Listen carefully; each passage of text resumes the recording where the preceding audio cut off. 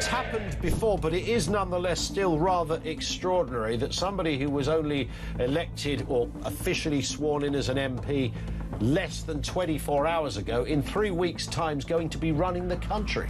Yes, I think it is rather extraordinary. I think the issue isn't whether someone like that should automatically have to hold a general election. If Andy Burnham wants to introduce major changes to our constitution, he's talked about overhauling the House of Lords. He's also talked about overhauling our electoral system, bringing in some form of PR. I think if he wants to do any of those things, he needs a mandate from the public to do them. To try and do them without calling an election, I think, would be a constitutional outrage. I've got an interesting tweet. There's always a tweet, Julia. Yep. If I can just read this out to you from Andy Burnham 3 years ago. We need to start demanding a general election at the end of this Tory leadership election. Well, well, well. That was Andy Burnham actually 4 years ago in 2022. So we're saying stick by your word, be consistent, Andy, and when you're Prime Minister, call a general election. Look, the battle is really on, though, for number 11. Who's going to be the Chancellor? Ed Miliband, don't forget, has played an integral key role in this coup, and it is a coup because no one apart from 25,000 good people at Makerfield have voted for this guy. Yeah. So he's played a pretty integral role in undermining Keir Starmer. Keir Starmer and Ed Miliband aren't really speaking. He's going to want a big reward. But, you know, he is, you know, probably the most left-wing person in the government, and he will spook the markets. Lou Hay, I mean, the reality is, look, she served her time. You know, she was cast out of government. The reality is, as you said, she has been central to his campaign. She was central to his campaign in Makerfield. More broadly, she's been central to his campaign to enter Downing Street. He owes her, and she will definitely get a role. I'm not. What do you say to the people that have texted me in their droves this morning? This is a really a corny sentence, but it's true. That lawbreakers can't be lawmakers, Dan?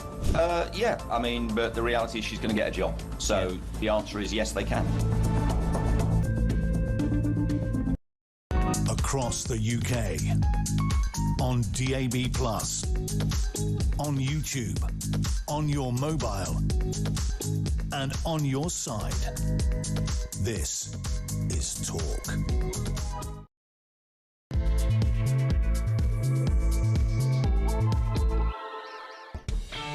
Well, a very good morning to you. Just gone 6 o'clock, 6:03 in fact, on a day of destiny, Wednesday the 15th of July 2026.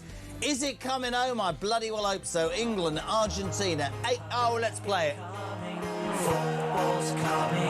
Charlie Reddy must love this. Just keep it up. You're a football fan, aren't you? I am. Are you excited about tonight? I am excited. I am You don't nervous. sound it, Charlie. You sound like you're half dead.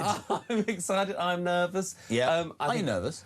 I am. Yeah. Because it's Argentina. We've got to beat them. We've got to beat them, Jeremy. I don't want to get into trouble. We've beaten them before, haven't we? I'm not saying where or when. But I have to say one thing about tonight, right? And this is genuinely true. I'm going to be at home with my son watching it, very excited. 8 o'clock, ITV. Just amazing, amazing chance. Spain, the holders, the favourites, knocked out. France knocked out by Spain last night. England have a great chance, but it's always that pressure. But I've not felt at any point during this tournament, right, that we weren't going to be OK. I'm not nervous at all.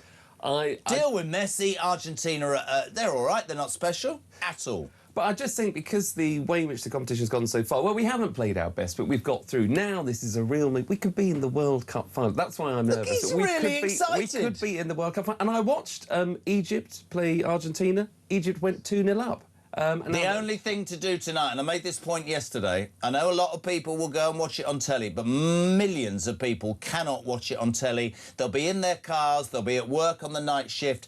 Talk Sport, and I'm not just saying this, our sister station, the coverage is extraordinarily... We were talking about yesterday, 104 matches they've dedicated to covering in this World Cup. The length and breadth of America, it's astonishing coverage. Our sister station, Talk Sport, the build-up, the game, the glory.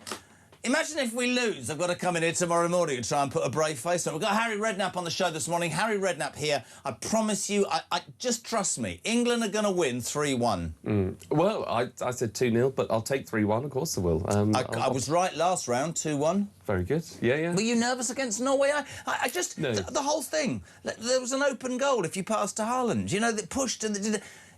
I sat there thinking, it's almost like it's got to happen now. Yeah. And, of course, it was 60 years ago, and we're being managed by a German against the Argentinians. Yeah. You couldn't write that, could you? You couldn't, but he has warmed on me, Thomas Tuchel. I have to say, I think he's played a blinder. I think so too. I was very sceptical at the start. No. I think psychologically with Bellingham, he's done an amazing job because he said, you're not guaranteed. Bellingham is the player of the tournament, best player on the pitch, best player in the World Cup by a mile.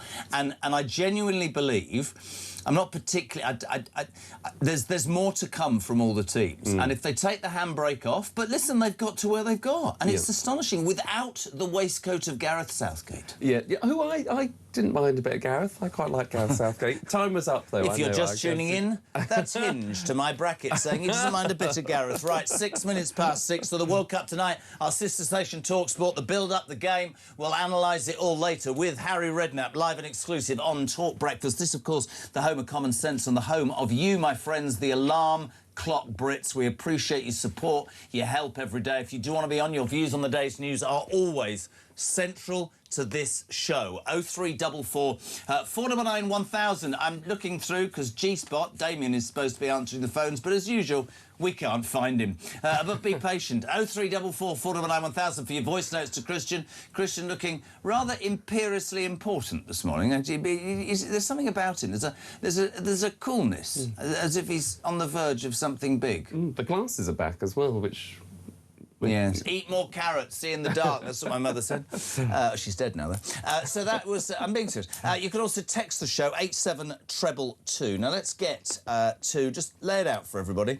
The main news story. And the Anne Widdecombe tragedy continues to dominate. Late yesterday afternoon, in a move that... I have to say many people, starting with Isabel Oakeshott, we talked about it yesterday, believed would happen. Counter-terror police took over the investigation into the death or the murder of the amazing Anne Widdecombe last Wednesday at her home in Hayter in Devon. Very quickly, it's become apparent that there is a lot more to this story than perhaps met the original eye. Now, we had yesterday the Devon and Cornwall police facing criticism because they immediately came out and said it was a white British man and there's nothing to see here, there's no terrorism. Well, they've had to backtrack. And in fact, as the evening wore on, it not only turned out that Anne Widdecombe had been targeted, but the counter-terror police are now investigating whether other Reform UK politicians may also have been targeted in this extreme left-wing plot. Nobody knows any more than that. The 28-year-old man from Rotherham is still in police custody. He was arrested on suspicion of murder and terrorism offences. There's actually 14 days. We found this out for Peter Blexley, who will be on the show this morning. You can hold a terror suspect for 14 days, but I have to reiterate, as I've done every day, that no charges have been made at this point. But this is a story that is not going anywhere. And what I've done today is, not me, is we're going to give you both sides. Dan Hodges has been very, very vocal in the Mail and online, tweeting that Reform have used this to deflect, in essence, the story of Nigel Farage's £5 million donation from Christopher Harborne, the crypto billionaire. He says this is out of the playbook. Farage is on the ropes. A lot of you very angry with Dan Hodges, which is why he'll be on the show this morning at 8 o'clock, because it's important we get both sides. But on the day that it transpires that Nigel Farage gets 30 death threats a week and over 600 in the last year, a day after the Home Secretary finally accedes to Nigel Farage's request for special security, the man himself will be on the show at 9 o'clock. Nigel Farage, in an interview, I guess it'll be the first one since this news about Anne Widdecombe being targeted. Nigel Farage will be on this breakfast show at 9 o'clock, so we will get both sides of the story. Can I just also, as a side note, say I'm utterly delighted because cops have decided to reopen the probe into that horrific trans worker, Heather Herbert, or What a Bleedin' Herbert, who wrote disgusting things about Anne Widdecombe. And I'd love to move the story on, but it can't be moved on. The other thing is the countdown's on. We've got no clock because we've got no budget, but ladies and gentlemen, we are but 124 hours from Bottler Burnham making it to number 10. He stood up yesterday in the House of Commons and talked about Hillsborough, but in an unprecedented move, and I think this needs talking about this morning, in an unprecedented move, today was a chance for a question or some motion from the Tory party. You wanted to say, don't you think it would be a good idea if the new Prime Minister, you know, came to the Commons next Monday and perhaps told us a little bit about what he's going to do and who he is? No, Labour said, we're not doing that. We're talking about what's happening in Iran, and then we're all going on recess. The fact is, Mr Burnham might be a success and he might not, but he will not have to be quizzed by the elected representatives of you and me until the 1st of September. So he's going to be Prime Minister for 6 long weeks with no reason to answer anybody. There she goes, she's coughing. So at 6:10, we will say a very good morning to the hinge to my bracket, the I don't know what. Charlie Roddy, hello! Good morning, sorry for that. I just wanted... What's the matter? I just wanted you to bring me on, that's all. Right. I was Good. thinking left out. Oh, hold on a second. Mike from Ebervale. He says, Boda. What's Boda mean? What does that mean? Oh, that's all Welsh, is it? Welsh. That's Christian straight in there, still searching for his dad somewhere in the Welsh Valleys. Boda to you, Mike from Ebervale. I'm not condoning this. He said, I've just put my rent, council tax and kids' dinner money on England to beat Argentina 3-1. Why would you do that? We're not condoning gambling. Oh, God, the kids aren't going to eat and it'll be my fault. Marco. Marco's in Swindon. Why did I do that? Good morning, Jez. Watching Andy Burnham in the Commons last night reminded me of a supply teacher. God help us all. That's quite good, a supply. He was very obsessed with the button on his jacket. At the moment, Dave in Carl. Bet you haven't been this nervous about a semi for a long time, says Dave in Carl. Wow. Charlie Rowley, good morning. Good morning. How do you feel about the semi? I'm nervous, but excited. Do you think it'll grow on you? I think as the night goes on, I mean, it's going to be a long night, I think. Yeah, I think hopefully the climax will be good and there'll be a happy ending, which will be great. 0344. I'm so Christian's shaking his head, but he fed me that bleeding line in my ear. We might score. I do have to take it one step, but climactic and happy ending. I think the second bit's better. Listen, let's get to. We've talked football. Let's get to the story, and you and I haven't been able to talk about this. I mean, the whole Anne Widdecombe thing is so shocking on a sort of personal level of a 78-year-old woman who might have been forthright in her opinions but never hurt a fly, to be callously murdered. It was bad enough, I think, when we found out that she died, and then the horrific circumstances. But then this story has gone on and on. We saw Nigel Farage laying a wreath. We saw other Reform MPs laying a wreath. They were slaughtered for that. People were saying, oh, you're doing that to garner attention. I guess if they hadn't done that, they'd have been told that they didn't care. She was, of course, an official spokesperson for Reform. We've moved on to criticism of the police for saying immediately, it's not terror, because now it is. And now we've got counter-terror police investigating and saying that other Reform UK politicians may have been targeted. This is a really shocking development, isn't it? 100%. And look, you know, the credit to the police comes in the form of, I think, Lawrence Taylor, who's the Detective Chief Constable of Met Counter-Terror Police, who has actually set out the record now and has set things straight. How good did he sound when he spoke in detail yesterday? And you know what, we criticised. I thought, just like you, I thought Lawrence Taylor was superb yesterday. Exactly, and that's where, but I'm afraid that's where the credit stops, because the rest of the police, particularly in Devon and Cornwall, have obviously done the complete opposite. And the public are not stupid, Jeremy. You know, in a particular area that is completely remote, where you've heard your local residents come on and say that, you know, nothing ever really happens here, this is, you know, completely out of the ordinary, of course it doesn't add up. And we could sort of see that quite early on. If you well, it was really difficult, because when you know this, because you're a fine broadcaster who I've taught everything to, but I remember that the first day, we have to be very careful what we say, because this is an ongoing investigation. Forget the guy in Rotherham. I see pictures of his car, which hasn't been moved for 2 years and has got plants growing out of it. And then I'm supposed to believe that a car that didn't look particularly powerful, despite CCTV footage of him dropping into a petrol station in Exeter, from 7:05 on that got to Devon, which is nearly 300 miles, in 4 hours and 15 minutes. You've got to go some. You've got to go. So you're going to be driving at 80 miles an hour non-stop, really, to get there at that time. So, and then there was the guy that was arrested. I think turned out to be the guy. I don't know. Thank God nobody named him because he was patently innocent. Yeah. And then we had the whole stramash about were there other cars, and it's just really murky. Totally. And look, you know, the chain of events. Yeah, you're absolutely right. You know that this was a 26-year-old originally that was arrested. Even the Prime Minister gave a sort of a big broadcast to say that, you know, we must, you know, not rush to conclusions. You know, everyone should comply with the police, give any information you can. But a 26-year-old has been arrested. Well, turns out that man obviously was released 24 hours later and now no longer part of the inquiries. A 28-year-old man. Oh, by the way, a 26-year-old man who is white, a British male, just to sort of, you know, now, my put Victoria, the lid on. the woman you don't like, my wife, I'm joking, she said, the first thing she said was, why are they saying it's a white British male straight away? Well, I keep using the analogy of Southport, where it became febrile on social media that Ruda Bikana, as it turned out, wasn't, but everybody was led to believe that it was an illegal migrant. Took to the streets, Starmer came out, you're all right-wing, and arrested everybody. I think it suited the government at that point to withhold, whereas this was almost too obviously quick. Yeah, and you're right, if you put Lawrence Taylor of the crime squad, the anti-terror squad, against...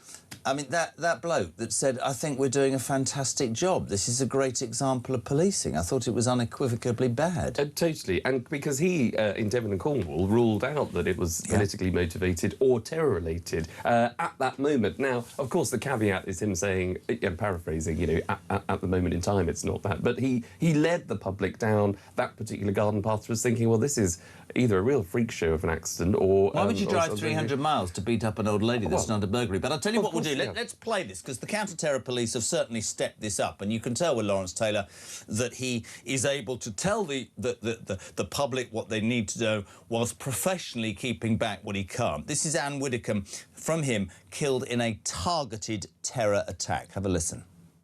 Counter-terrorism South East are now leading the investigation into the death of Anne Widdecombe. This is due to new information and evidence coming to light following the arrest of a 28-year-old man on Saturday in South Yorkshire.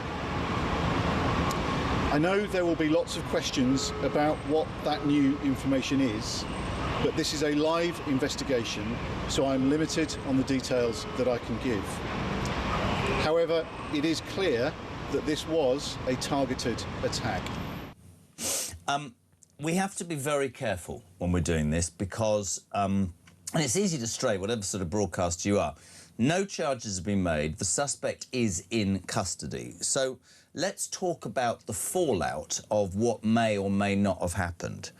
Nigel Farage was castigated, primarily by Dan Hodges and other media, saying that this giving flowers and this rhetoric, it's premeditated, is absolutely what shouldn't happen, and this is reform, or Nigel Farage using this to deal with all the negative headlines. Today, I wake up to hear that Nigel Farage has had 600 death threats in the last year, 30 death threats a week. Nigel Farage was absolutely spot on. It seems, from what the guy in counter-terrorism said, that it was more than perhaps we were led to believe. I think that's right. And look, if you take the two things on their own, put aside maybe your thoughts or prejudices, love him or hate him, Nigel Farage. When a member of your colleague has died in what we now know is a targeted attack, in a brutal way, she was left with serious injuries, put aside all of the other stuff that's going on with Nigel,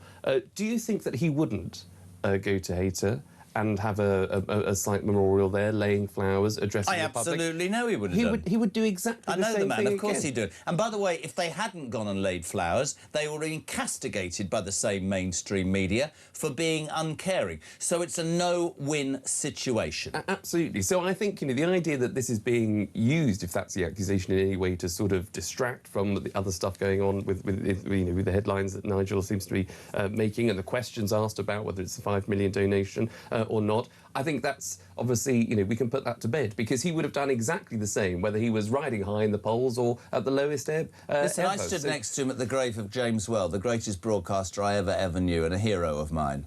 and Nigel Farage was riding high in the polls and everybody wanted a piece, and he took a whole day out and did that, and because James is a friend of his, right? So, yeah, I'm not talking about what happened. I'm talking about his actions and that of Richard Tyson, Zia Yusuf and Lee Anderson were respect for a colleague who was callously murdered. But you see, what's happened is he said premeditated, and again we stress we don't know where we're at, but the implication is that the counter-terror police are investigating as to whether other Reform UK politicians may have also been on a list or targeted. This is seismic. If this is more than some lone wolf, what does that say about our political system? And I hate to, I'm just being straight here. What does it say about the people who get called all the names in the world who say the establishment will stop at nothing to stop an alternative political voice rising in this country? And that's not conspiratorial, that's fact. Yeah, well, look, you know, everybody has to do their job, and there's the RAVEC, that's the committee of people who decide what kind of people in public life should have the security and to what extent. And everybody has a role to play. So even the media, if you want to draft a headline which basically says that Nigel Farage refused security from the public because purse, in his words, to give it balance, it was not in any way adequate enough for the threats that he gets. Precisely. That has to be carried. That has to be. See, the idea that the headline might have just been created to say, well, hold on, he turned down security. So, this idea of this 5 million quid going towards security or whatever he wanted to pay for it because he sees it as a gift doesn't add up. Well, if you are someone that's been under threat day after day, where you actually think, OK, I'm very, very grateful that maybe a committee of people that don't understand the extent of the abuse or that I receive feels that only one person is adequate to protect me. I don't think that's enough. So thank you. I won't take from the public purse, but I will actually go and fund my own security, which requires maybe, well, a few more heavies. I won't go into the detail of how many people are probably involved. I think we both know, but yeah, no, absolutely. And in all that we're saying, Charlie and I've got Dan Hodges on today, who sees this as an absolute smokescreen and that the Reform are pushing this, and we'll get all sides, but would love to hear what you guys think of this story. 0344 499 1000, counter-terror police investigating now. Obviously, this 28-year-old who's in custody. No charges, have to keep reiterating that, but lots of questions unanswered.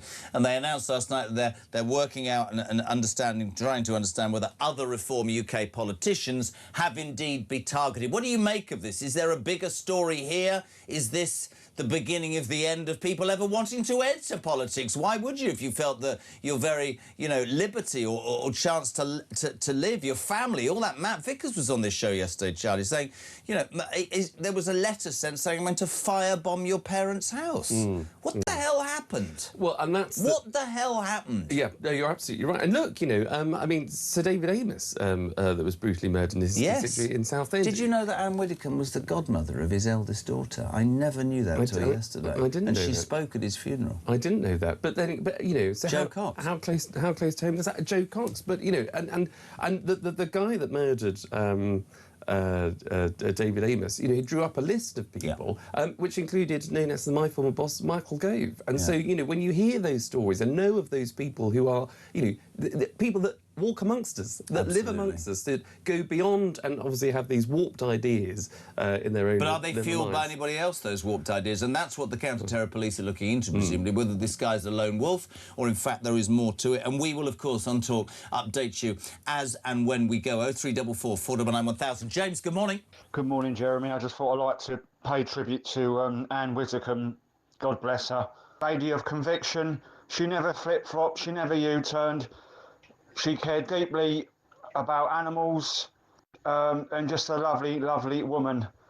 And do you know what? Some of the comments I'm reading on social media are absolutely, it's just outrageous, absolutely outrageous, just because she has a different opinion to other people. And can I just say also, Jeremy, just very, very quickly, the police have once again been an absolute disgrace. And if you can't trust a policeman or the police itself, then who can you trust? I mean, this is just unbelievable. I just want the truth for Anne's memory. That's all I ask. Thank you for listening to my voice note, Jeremy, and keep up the good work as you always do. Thank you.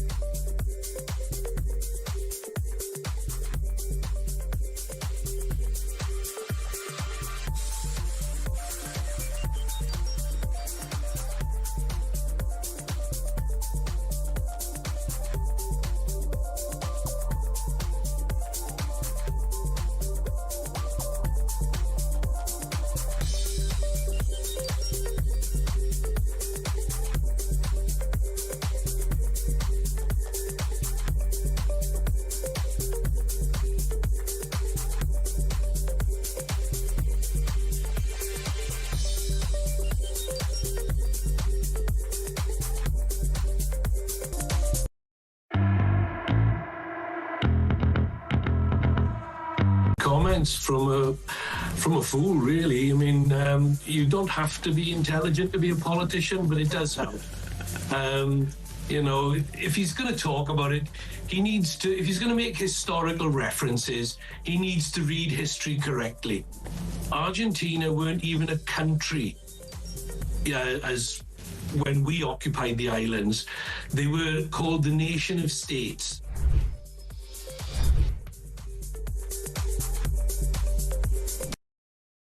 Across the UK, on DAB+, on YouTube, on your mobile, and on your side. This is Talk.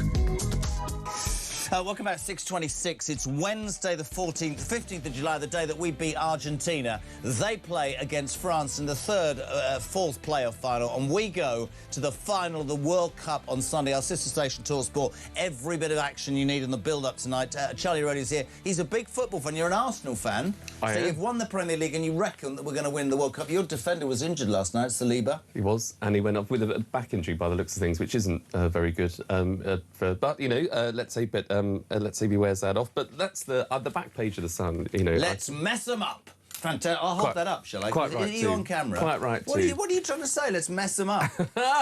I saw a great meme yesterday where it had the captain and had Messi shaking the hand of Harry Kane, and the referee was none other than Margaret Thatcher. Yes. I'd love Quite that, right, too. Now, 0344 499 1000, we're talking, of course, about this. Oh, actually, let's get Liam's talking England. Morning, Liam. Morning, Jazz. Liam in Yorkshire. No politics from me today, mate. The only thing on my mind is finishing work early this afternoon and then getting sat in that boozer ready for them three Lions to play tonight. Growing up, all we ever wanted to do was beat Argentina as a national team, as far as I was concerned. You weren't bothered about any other team, really, any other international team, no home nations or anything. The only ones we seemed to want to beat at the time, with all the history against, was either Germany or Argentina. And the last time we played them both, we beat them. It is coming home, Jeremy, and I can't wait to come on tomorrow morning, rough as a bear's backside, to tell you again. Let's have it. Let's be honest, if England do win, I'll be rougher than a bear's backside. I'm going to pitch up at 6 o'clock tomorrow morning, hungover, but I don't care. No. We're going to... How deflating will it be? We're going to win. I believe him. I think it's coming home. And we've got a German manager and playing the Argies. I mean, honestly, I couldn't believe it's great. 0344 499 1000 for your text messages. Of course, we're talking about Anne Widdecombe out of total respect, and because this is an ongoing situation. Counter-terror police investigating now whether other Reform UK politicians may have been targeted, but I knew Anne Widdecombe, not brilliantly, but I knew her. She'd want everybody to be cheering for England today, by the way. She would absolutely. She was at the epicentre of government when all of those troubles happened with the Falklands. So we'll balance it out as we do. Can I just go back very quickly? Devon and Cornwall Police have been heavily criticised. Their Police and Crime Commissioner, Alison Hernandez, hit back yesterday. This was because the Chief Constable said, I think we're a fine police force. Most people are going, well, you're not really. This is Alison Hernandez, who will be delighted Spain got through to the World Cup final. She might be from Portugal, I've no idea. Morning, Alison. There's been quite a bit of commentary about the way that Devon and Cornwall Police have communicated during the early stages of this case. But as the Home Secretary said yesterday, it is not unusual that in a fast-paced investigation, more information comes to light and changes the nature or the character of what the police are dealing with. Since beginning the investigation, I've been briefed by the Chief Constable regularly, and I'm confident that Devon and Cornwall Police has provided a substantial and professional response to Anne Widdecombe's death. Charlie Rowley? I mean, the whole point of police and crime commissioners in the first place was not to be there to defend the police, but to hold the police to account. Quite right, buddy. The whole point of police and crime commissioners is to be on the side of victims, seeking justice, getting the right decisions when the police do fail in their duty to respond to the crime or to lead the investigations properly. I cannot think why Alison Hernandez, and I'm someone that wanted to be a police and crime commissioner. Did you? I absolutely did, and I'm sad that they're being scrapped. They have been a complete waste, but I wanted to try and turn that around, because what Alison Hernandez has done there has just played into the narrative of she's defending her... It's not her police force. She is there to be on the side of the family and victims and to get to the right outcomes. And clearly Devon and Cornwall has messed up. Who is she kidding? You know, who is she trying to fool here? The police in Devon and Cornwall, I'm sure things have come to light. Things do progress. OK, and if you're aware of that... But then don't jump out the blocks and say it's not politically motivated. That was for me. Exactly. And I keep allying it to the Southports thing, and I hear, you know, I think of poor Henry Novak and all the police going, oh, but we're under pressure not to upset certain communities. What about some common bloody sense, right? Surely any police officer with a brain cell, higher or lower, would have said on Monday, look, this is an ongoing investigation. I understand completely the horror that not only the local community but the United Kingdom is feeling about this formidable lady. We can't say anything more at the moment. We can't and won't speculate. We ask you to respect that and give us time to come up with the answers. All options are open. No, it's not politically motivated. Sounds to me that it entirely was. And Nigel Farage got absolutely slaughtered for saying he believed it was premeditated. He absolutely turned out to be right. Loads of messages. Morning, Jeremy. Morning, Charlie. Liam from Accrington. I think 3-2 for England tonight, and I'm looking forward to Dan Hodges' interview and Nigel's response later on. So if you haven't heard the news, Dan Hodges, who's been super critical of reform, will be here at 8 o'clock. And Nigel Farage, live and exclusive on Talk from 9 o'clock. Jez, Dan Hodges couldn't help using Devon and Cornwall police not politically motivated, that line to pile on Nigel Farage. Ask him why most people not blinded by Farage derangement syndrome could see there was a chance it was a far-left domestic terrorist, but one of the UK's leading political journalists couldn't. That's Chris in Newbury. I'll ask him. Chris, morning, Jez. He's in Pompey. So, when other politicians go and lay flowers at other alleged murders, they're not using it for points. But surprise, surprise, if Farage does it for a lady who worked with him, he's doing it for political opinion. Bill's in Cheshire. Dan Hodges is entitled to his own opinion, of course, and I've usually agreed with him. But the grief and concern of reform re Anne's alleged murder is, in my opinion, genuine. I don't see any dog whistle responses, but I do see Dan positioning himself for better access to the new Burnham regime. And what better way than taking shots at reform and diverting the story away from their MP's security failures? Disappointing, but there you go. Jez, Charlie, I'm going to be late for work now, says Julian, because you two fab couple are on together. Here's hoping the Argies are playing France at the weekend. And I immediately read that and went, sorry? And then I remembered France were knocked out last night, so that's for third and fourth. Jez and Chaz, hinge and bracket, my favourite. We need this to start using... we need to start using the right words to describe what happened to Anne. It was an assassination, pure and simple. Or R.I.P. to a beautiful lady, Julian in Newport. Guy in Scotland. Jez, Charlie, does this not show how dangerous the extreme left could be?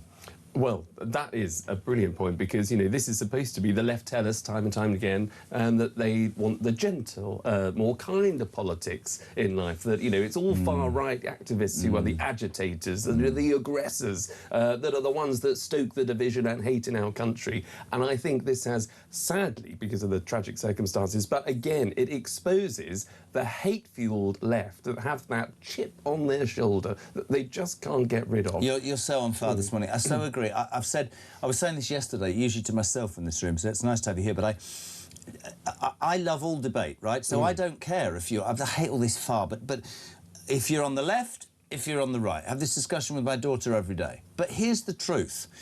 For a group of people who care, as you said, about be kind, be wise, this is my opinion, blah, blah, blah, they shut down anybody that does not agree with them. And in fact, to the point of whether it's vile comments or actions or marches. And this isn't about the far right. This is about working class alarm clock Brits who are appalled by illegal migration, who are appalled by so many things politically, and look at something like this and go, sorry? And people commentate in the most vile way about a wonderful woman. And you think to yourself, no, actually, you're right. The left have this activist, vile...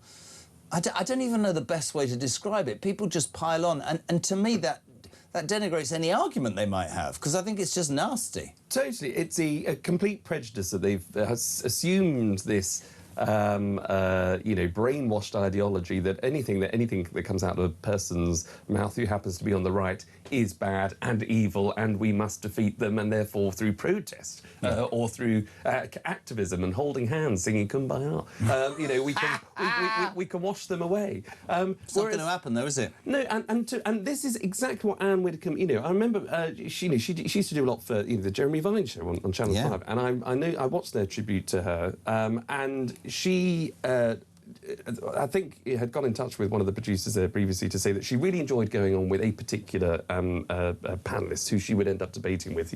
She would present the right kind of the argument, they would present sort of the left. But what she said about that particular panellist was that she liked going on with them because at least they brought facts. Yeah. And most people in politics, I know it's really unfashionable maybe to say, but every politician, whatever your colours, all genuinely want the same thing: better schools, better hospitals, a working economy. Just different ways of getting there. Just different ways of getting there. And sometimes it's nuanced, how you get that route, and therefore you need to sort of, blow up those sort of routes because you want to create division. But other times it is really off the scale. But that's where debate comes in. I couldn't agree more. I mean, I said yesterday, I could not agree more with you. I said yesterday, right, a lot of the hatred from the LGBT community, she disagreed with gay marriage. Just go and read or watch Andrew Pearce from the Mail and Ian Dale from LBC, both gay men with husbands who adored her, who through tears said she would no more have come to our civil partnership ceremonies than have flown up a brick wall backwards, but she sent a present, she loved us, and she came for Christmas luncheon. We adored her. That's what we should be talking about.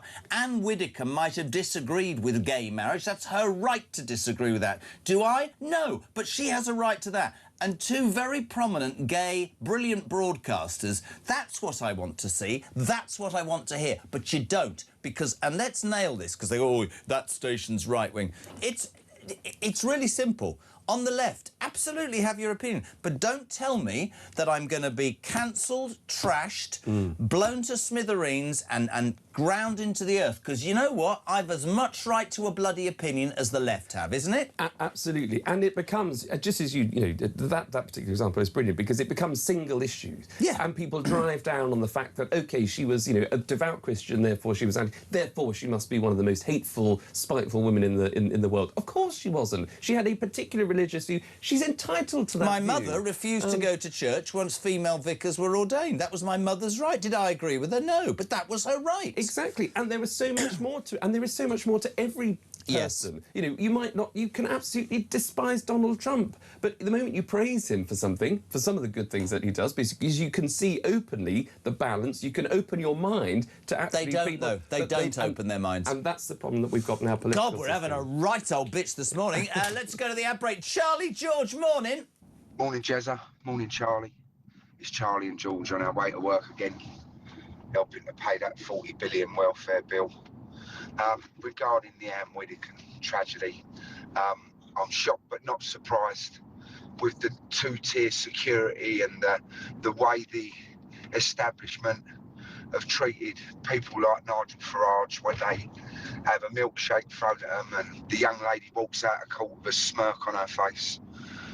It more or less gives them a green light. You have radio presenters, so I won't mention his name, horrible man.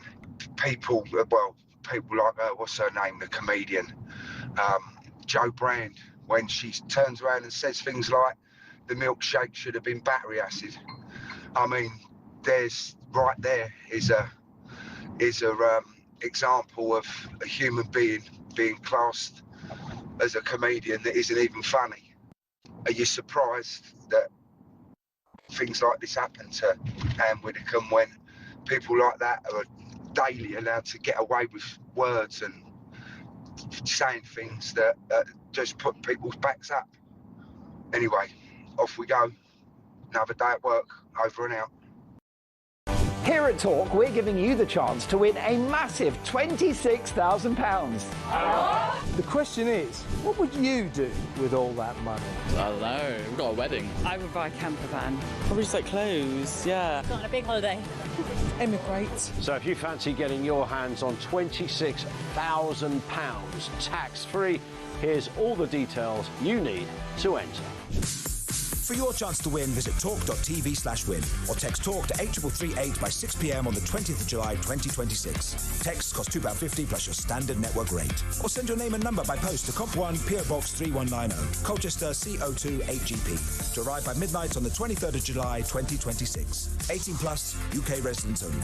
So for your chance to win, text TALK to 83338 now. This is a network promotion. Full T's and C's at talk.tv/win.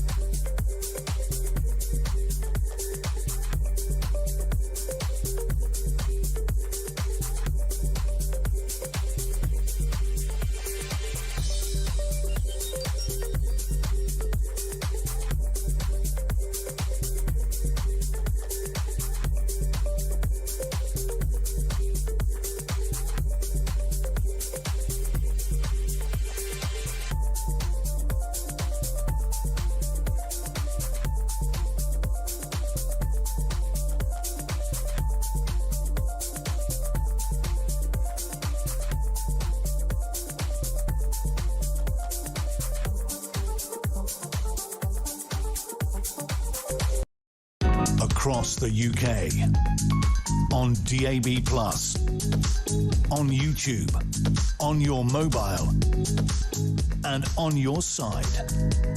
This is Talk. Welcome back. Just gone 20 to 7. I'm here with Charlie Rowley. Every newspaper is focusing on Anne Widdecombe's murder today. Terror cops, page 7 of The Sun. Terror cops. Anne was targeted. The breaking news overnight. Counter-terror police are now investigating Anne's murder and whether other Reform UK politicians may have been targeted. A 28-year-old man in custody, but as yet no charges. The wider implications of security for not only Reform UK politicians, but others are going to reverberate. Of course, Nigel Farage, that £5 million donation, that there's so much political capital from it. He said, I had to pay for my own security because I turned down what I thought was inadequate. Now he's been granted an interview with RAVEC, which is the centralised government body that organises it. This story is not going away. Dan Hodges has been particularly vocal, tweeting that Nigel Farage and Reform have used the Anne Widdecombe tragedy to paper over, if you like, all of the noise, Charlie, that's been aimed at them. Dan Hodges is on the show at 8, and at 9 o'clock this morning, Nigel Farage will answer your questions. Cheers. Dan Hodges is absolutely obsessed with Nigel to a point where it's eating him alive. Very sad to think, but maybe he needs another career. Dan's a journalist, he's entitled to his opinion. I'll ask him those questions. I'm sure from his viewpoint that certain things fall into place or are manufactured, but this is a tragedy first and foremost, isn't it? Oh, totally. And, you know, nothing should be taken away from, obviously, you know, the tragic circumstances in which Anne Widdecombe has been targeted, as we now know, and was brutally attacked. That obviously has to be first and foremost in our minds, but you cannot escape, the tribute that we talked about earlier that Nigel made to her. That was absolutely the right thing to do, and would have done it regardless of what else is going on in Nigel's life and what other headlines he's making. But also, I think it does highlight the struggle that MPs or people who are supporting reform face. And I think if that comes to light, and if Nigel is proved right that the amount of threats that he faces is more than any other MP... 30 death threats a week, we read in the papers this morning. Yeah, I mean, that is not sustained. Nobody in public life should suffer that. And therefore, you can then understand, actually, maybe, OK, there are questions still to ask about donations and maybe some of the people that might be working or not working, as the case, I think, is for reform. So let those questions be asked in time through the Parliamentary Standards Committee, which is ongoing. But don't conflate that with... and actually maybe try to understand the anger that has surrounded Nigel over the last week, and the fear, and obviously going on the front foot to call out broadcasters for doorstepping his family. When he faces these threats, we don't face them, or I don't face them. Well, sorry, at the risk of anybody, I have, right, for months, about 7 years ago. I can tell you of times where people were screaming over the fence, journalists, I'm trying to get the kids to school, right? And I'm an old, but it doesn't, I'm an old sage, but I'm telling you now, whoever you are, there is a point where it does become too much and you do retreat, and I guess if your family are attacked, but that's not me condoning anything. You're right. Whatever happens with the Standards Committee, it's got no reform members on it, it'll take a year to come to it. There is an issue here that a woman, her murder, is now being investigated by counter-terror police, and those police are saying that other Reform UK MPs are targeted. The security issue is massively, massively important. Let's move it on, though, because I'm not allowed a countdown clock because we got no budget. I don't know where the budget's gone. Probably on the travel tickets we have to go and find G-Spot with. Andy Burnham is but 5 days away. Butler Burnham, as the Sun call him, which is a lovely phrase. New MP already running scared. He is going to be Prime Minister on Monday. I wanted to touch upon this. Yesterday, in an unprecedented move, Labour blocked a debate day, or a question, you'll be able to explain to me later. Basically, the Tories wanted to... They're all going on holiday on Thursday, come back on Monday so that the new Prime Minister could address the Commons and talk about what he's going to do. Because, in essence, on the 20th of July... till the 1st of September, he won't have to address Parliament. He'll be the Prime Minister, be travelling across the world representing us, and none of us know what a damn thing he stands for. Absolutely, and I think it was a good move by the Tories, and this is under Kemi Badenoch, to try and extend, basically, the Parliament's timetable. So they're due to go on holiday, take recess and go back to their constituencies on Thursday and spend summer in their constituencies campaigning or helping residents, or whatever they want to do. But she wanted to extend that to Monday, just to get the Prime Minister... Quite right, too. Completely with Kemi Badenoch on that. Absolutely. Address Parliament, address the nation, tell us exactly what you're going to be at least doing over the next 6 weeks. Give us some idea of why you're here. Exactly. What are your priorities since you've just been appointed by His Majesty the King to become Prime Minister of the United Kingdom? What is it that you're going to do? Just set it out. No one's... It's the easiest thing to do. You're not even going to get that much scrutiny. Just set out what it is that you're going to do for the next 6 weeks. Because, of course, what fuels it by his refusal is that he doesn't know what he's going to damn well do. No, and this comes on the back of yesterday's farce of trying to praise Keir Starmer for this new Hillsborough law when he spent about a year trying to get rid of the bloke. So no point praising the guy that you basically stabbed in the front, back and centre. We now know that he's been plotting this for a year with people like Louise Haigh, who's tipped to come a senior role within his cabinet. Yeah, can I just have this, because I saw a headline this morning, and people don't like me for saying this, I don't care. Louise Haigh has from nowhere become Andy Burnham's right-hand woman. This is the woman who's a convicted fraudster. This is a woman who basically got sacked from the cabinet for lying because she's a convicted fraudster. So don't give me lectures about what politicians might or might not be taking down, because the new Prime Minister's right-hand woman is a convicted fraudster. How much more do I need to say? Yeah, well, I think, again, but who's also been undermining the current Prime Minister. Yeah. OK, she got sacked from, rightly so. And what does that say about Burnham? I mean, I read this morning that they don't want Ed Miliband because they're worried that it doesn't look good. Well, I tell you what, Louise Haigh's not a particularly good start either, is she? No, and neither would be, another ally of the Prime Minister in waiting, Lucy Powell, who just called the idea of talking about the small boat crisis and illegal immigration just, dog whistle politics again. She had to apologise for that because she doesn't understand actually the impact that has on communities, on hard-working communities and alarm clock Brits up and down the country. Really interesting. Are we going to an ad break? No? Are we not? They look at me like I've landed from Mars. Let's go to Andy. Good morning, Andy. Morning, Jezza, Charlie, Andy from Birmingham. This blocking of the question from the Tories today, because when we could have actually asked Burnham some questions, and the Labour have blocked it now to talk about something else. It's astounding. For me, the Tories haven't tried hard enough anyway. Since Burnham was announced that he was going to basically get through the doors pre-em, they haven't tried hard enough, and we all know the reasons why, because basically they get obliterated. They haven't asked for a general election because there's no mandate for him and anything. Right, what really scares me is this guy is going to come in as Prime Minister next week.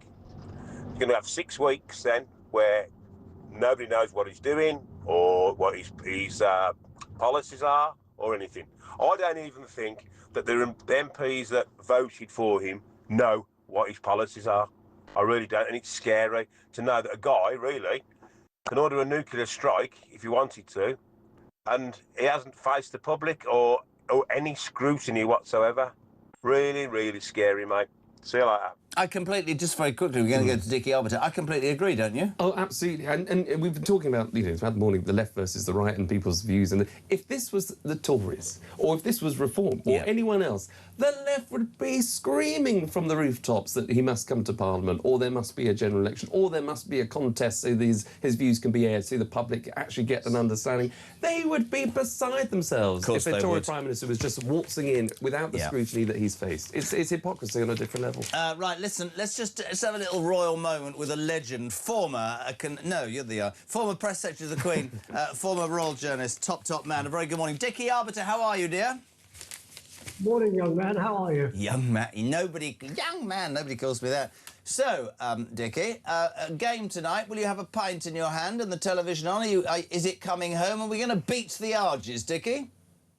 Well, it's about time we did beat the Arges. There was a wonderful pic on X/Twitter of the referee for tonight's match, Margaret Thatcher.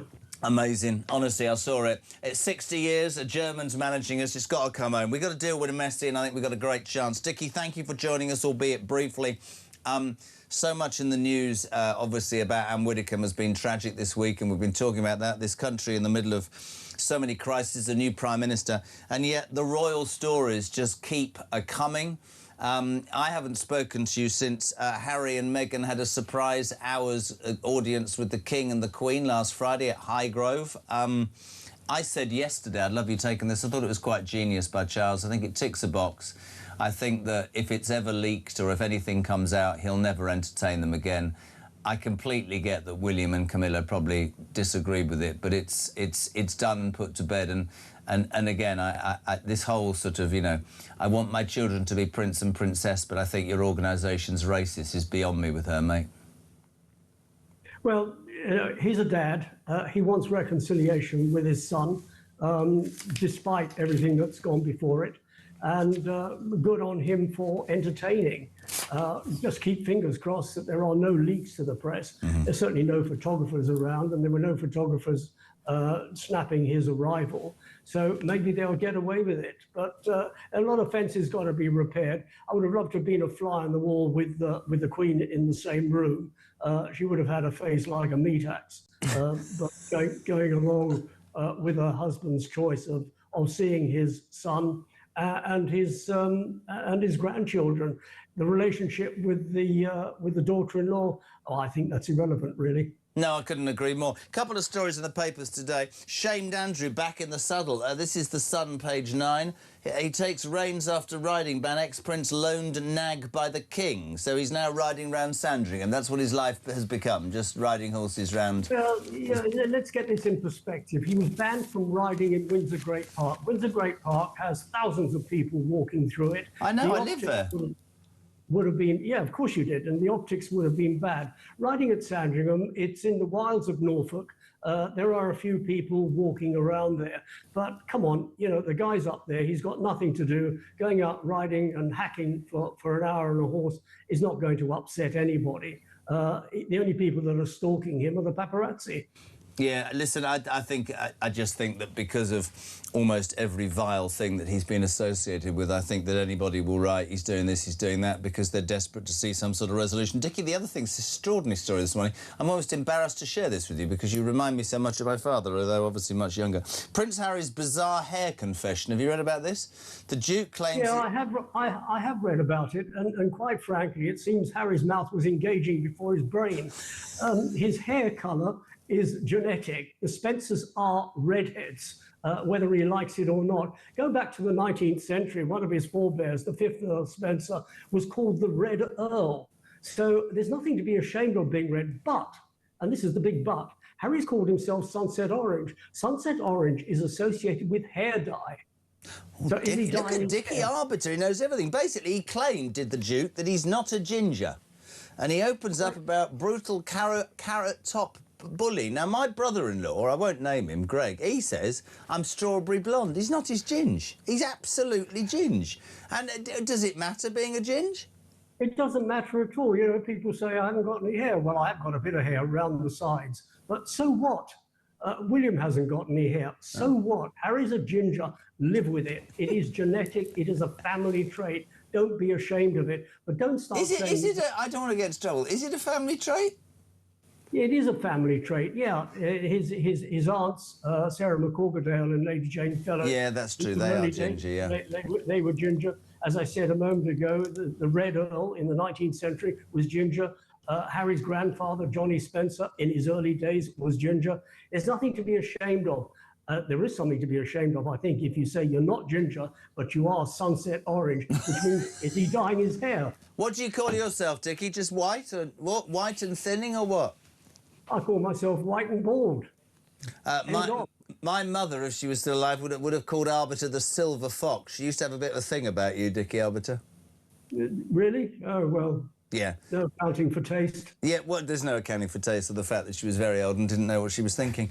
Dickie, you're a legend. We love having you on the show, and enjoy your time in Turkey with the new teeth and the hair transplant. Thank you so much indeed, Mr. Arbiter. What a legend he is. We love having you on. Charlie, yes, I'm not ginger. I'm a sunshine orange. Just deal with it. Are you ginger? I'm not ginger, no. I used to be very blonde when I was What happened? A boy. This is au naturel. Oh, natural. What you see before you. But isn't that just vanity? Doesn't this just... Am I being harsh? Does this not just show and play to Harry's vanity? Yeah. You're a ginger. You're ginger. It doesn't matter, you're a ginge. Yes, yeah. And, you know, you're not being intruded by the press. It doesn't matter about being ginger, does it? What does it matter? My hair's white. Yours is... Oh, I wouldn't say it's white just yet. It's on the... It's on the turn, isn't it? It's on the turn. I'm on the turn, Sandy. Thank you. You'd be a silver-haired fox, I think they describe Charlie will be back on Friday for the papers because I'm here on Friday this week. Is that all right with you? I'd love to. We love having you on. Thank you so much indeed. Former Conservative Special Advisor, my hinge to his bracket. That was Charlie Rowley. The news at 7 is on the way. And then we've got the main man, Peter Blexley, former Met detective, talking about this increased investigation, this now counter-terror police investigation into Anne Widdecombe's death, where they believe other Reform candidates or politicians may have been targeted. All of that after news at 7, which is next.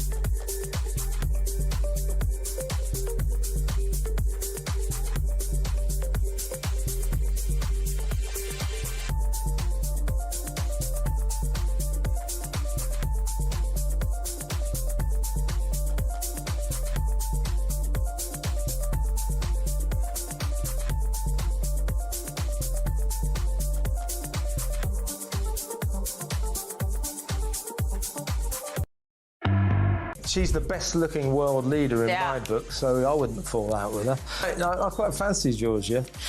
When she's not busy running the country, perhaps we could hook up. Well, you do know she's single because her partner tried to have a threesome, and that got leaked to the media, and they had to get a divorce. So she's back on the market. She's on the market, right? Oh. Right, get me a ticket for a threesome as well. I'll get in trouble with my wife about this.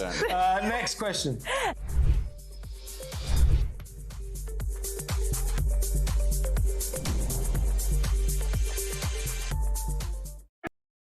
Across the UK, on DAB+, on YouTube, on your mobile, and on your side. This is Talk.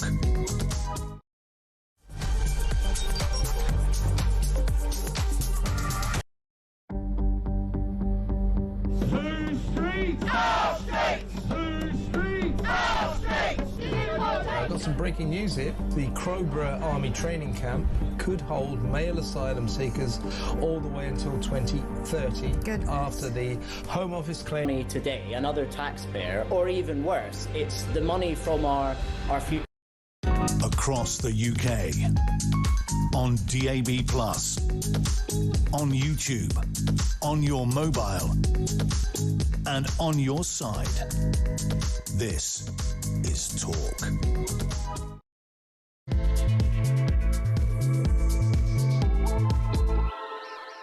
Welcome back. So 2 minutes past 7 on Wednesday, the 15th of July. And of course, we'll talk about the ongoing Anne Widdecombe murder trial. We'll talk about Andy Burnham, who's 5 days away from becoming the Prime Minister, hasn't spoken to anybody. But the only question on most people's lips this morning is this one, my friends. Is it coming home? It's coming home. It's coming.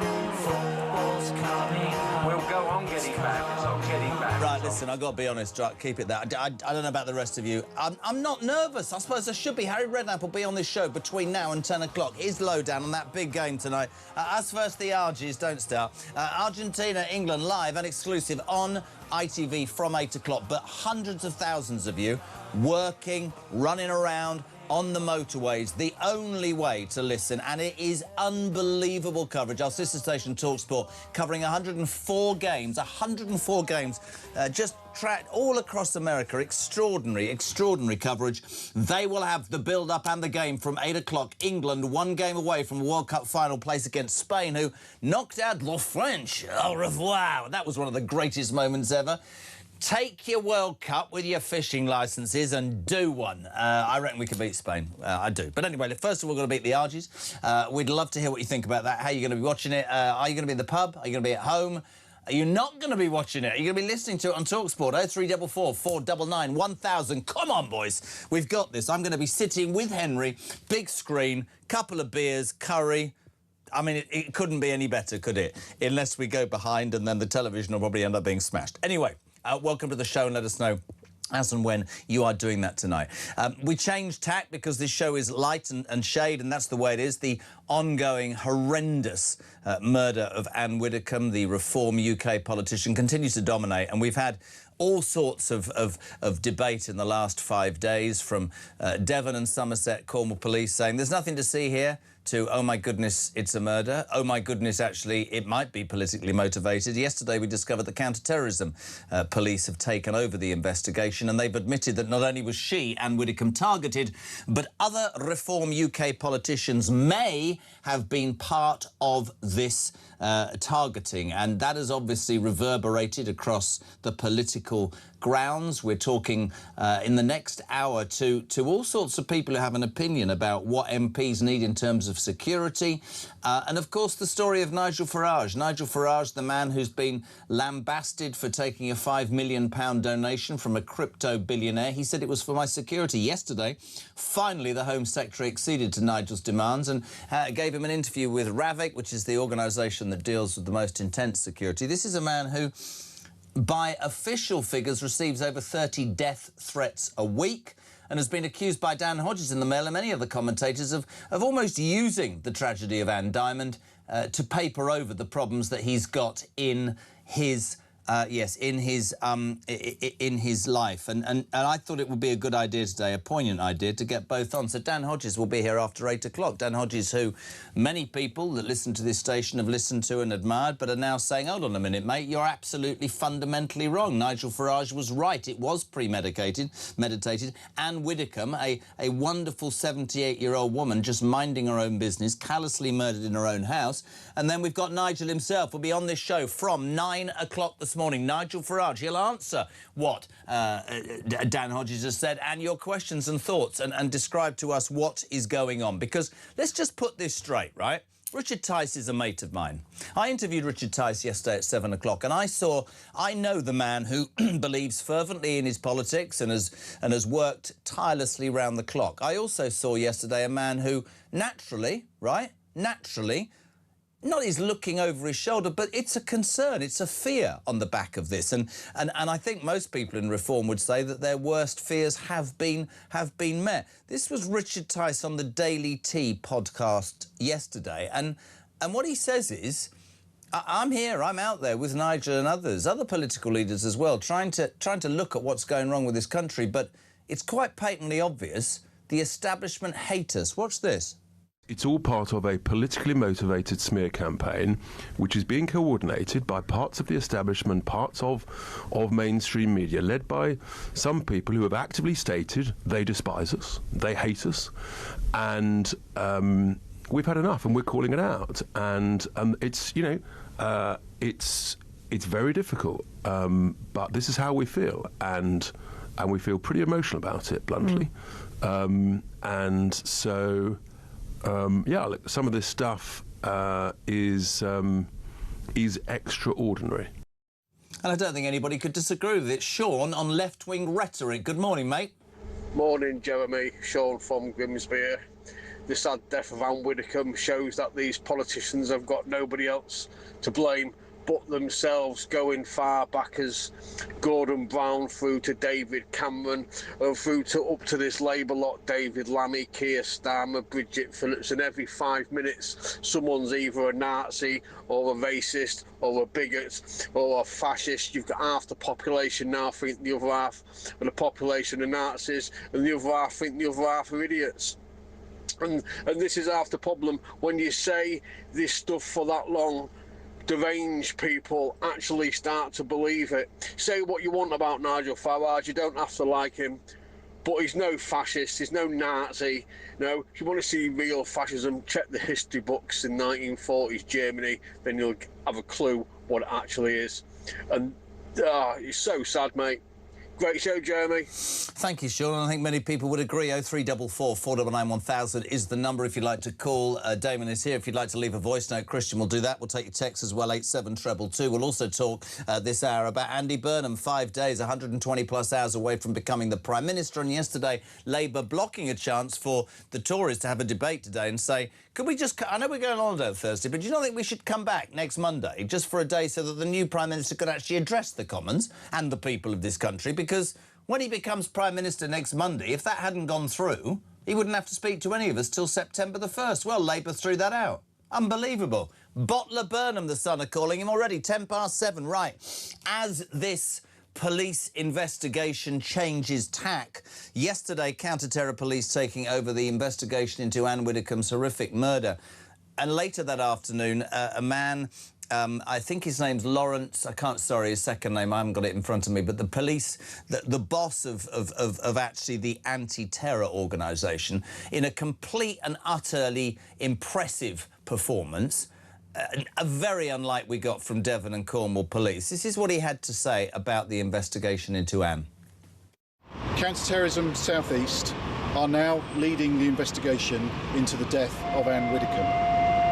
This is due to new information and evidence coming to light following the arrest of a 28-year-old man on Saturday in South Yorkshire. I know there will be lots of questions about what that new information is, but this is a live investigation, so I'm limited on the details that I can give. However, it is clear that this was a targeted attack. A very good morning at 7:10 to Peter Blexley. And Peter, I just wanted to start with one question to you. There was Lawrence Taylor, counter-terror police chief. Put that aside, the debacle of Devon and Cornwall police, who actually believed they did a good job because first thing out of their mouth was, it's not terror-related and there's nothing to see here and it's a white British man.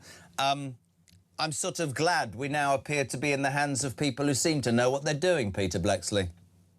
Yes, I met Mr. Lawrence Taylor, Assistant Commissioner Lawrence Taylor, a few months ago. He came down to my local London borough to lead an evening presentation by the Metropolitan Police, and he certainly cut a more impressive figure than some of those officers beneath him. Of course, he has had the benefit of a few days of investigation upon which to rely, but yes, he cut a much more impressive, authoritative and believable figure than the Devon and Cornwall people, who quite clearly jumped to conclusions and got it massively wrong. Did they jump to conclusions, or does that rather sum up where the police, when you look back at the Novak, the dreadful Henry Novak case, where they were more concerned about somebody from, I think it was a Sikh gentleman who claimed he'd been racially abused, and they ignored the fact that a white kid was dying on the floor having been stabbed. I mean, let me read this to you from Bill, because he's a big fan of yours. He said, please read this to Peter. Devon and Cornwall police chiefs, a perfect example in my mind of inadequacy and incompetence and overstepping their role. Telling people not to think and look at their uniforms, rows of medal ribbons, for what? Paperclip counting, file shuffling in a heatwave, more interested in pleasing their masters to ensure their upcoming honours. Yes, I call them turning up medals, which is a phrase that I've taken from some of my friends who used to be in the military. They're described as medals for people that did, quite literally, do nothing other than turn up. They were appalling, but let's look at Devon and Cornwall Police, shall we? This is a police force that not so long ago was rated by the Inspectorate as inadequate when it comes to fighting crime. They had 3 chief constables in a year last year, and up until recently, a year ago, they spent 2.5 years in special measures. Absolutely. I'm afraid when it comes to current police chiefs, Lawrence Taylor is the exception and the others are the norm. That is what we're saddled with.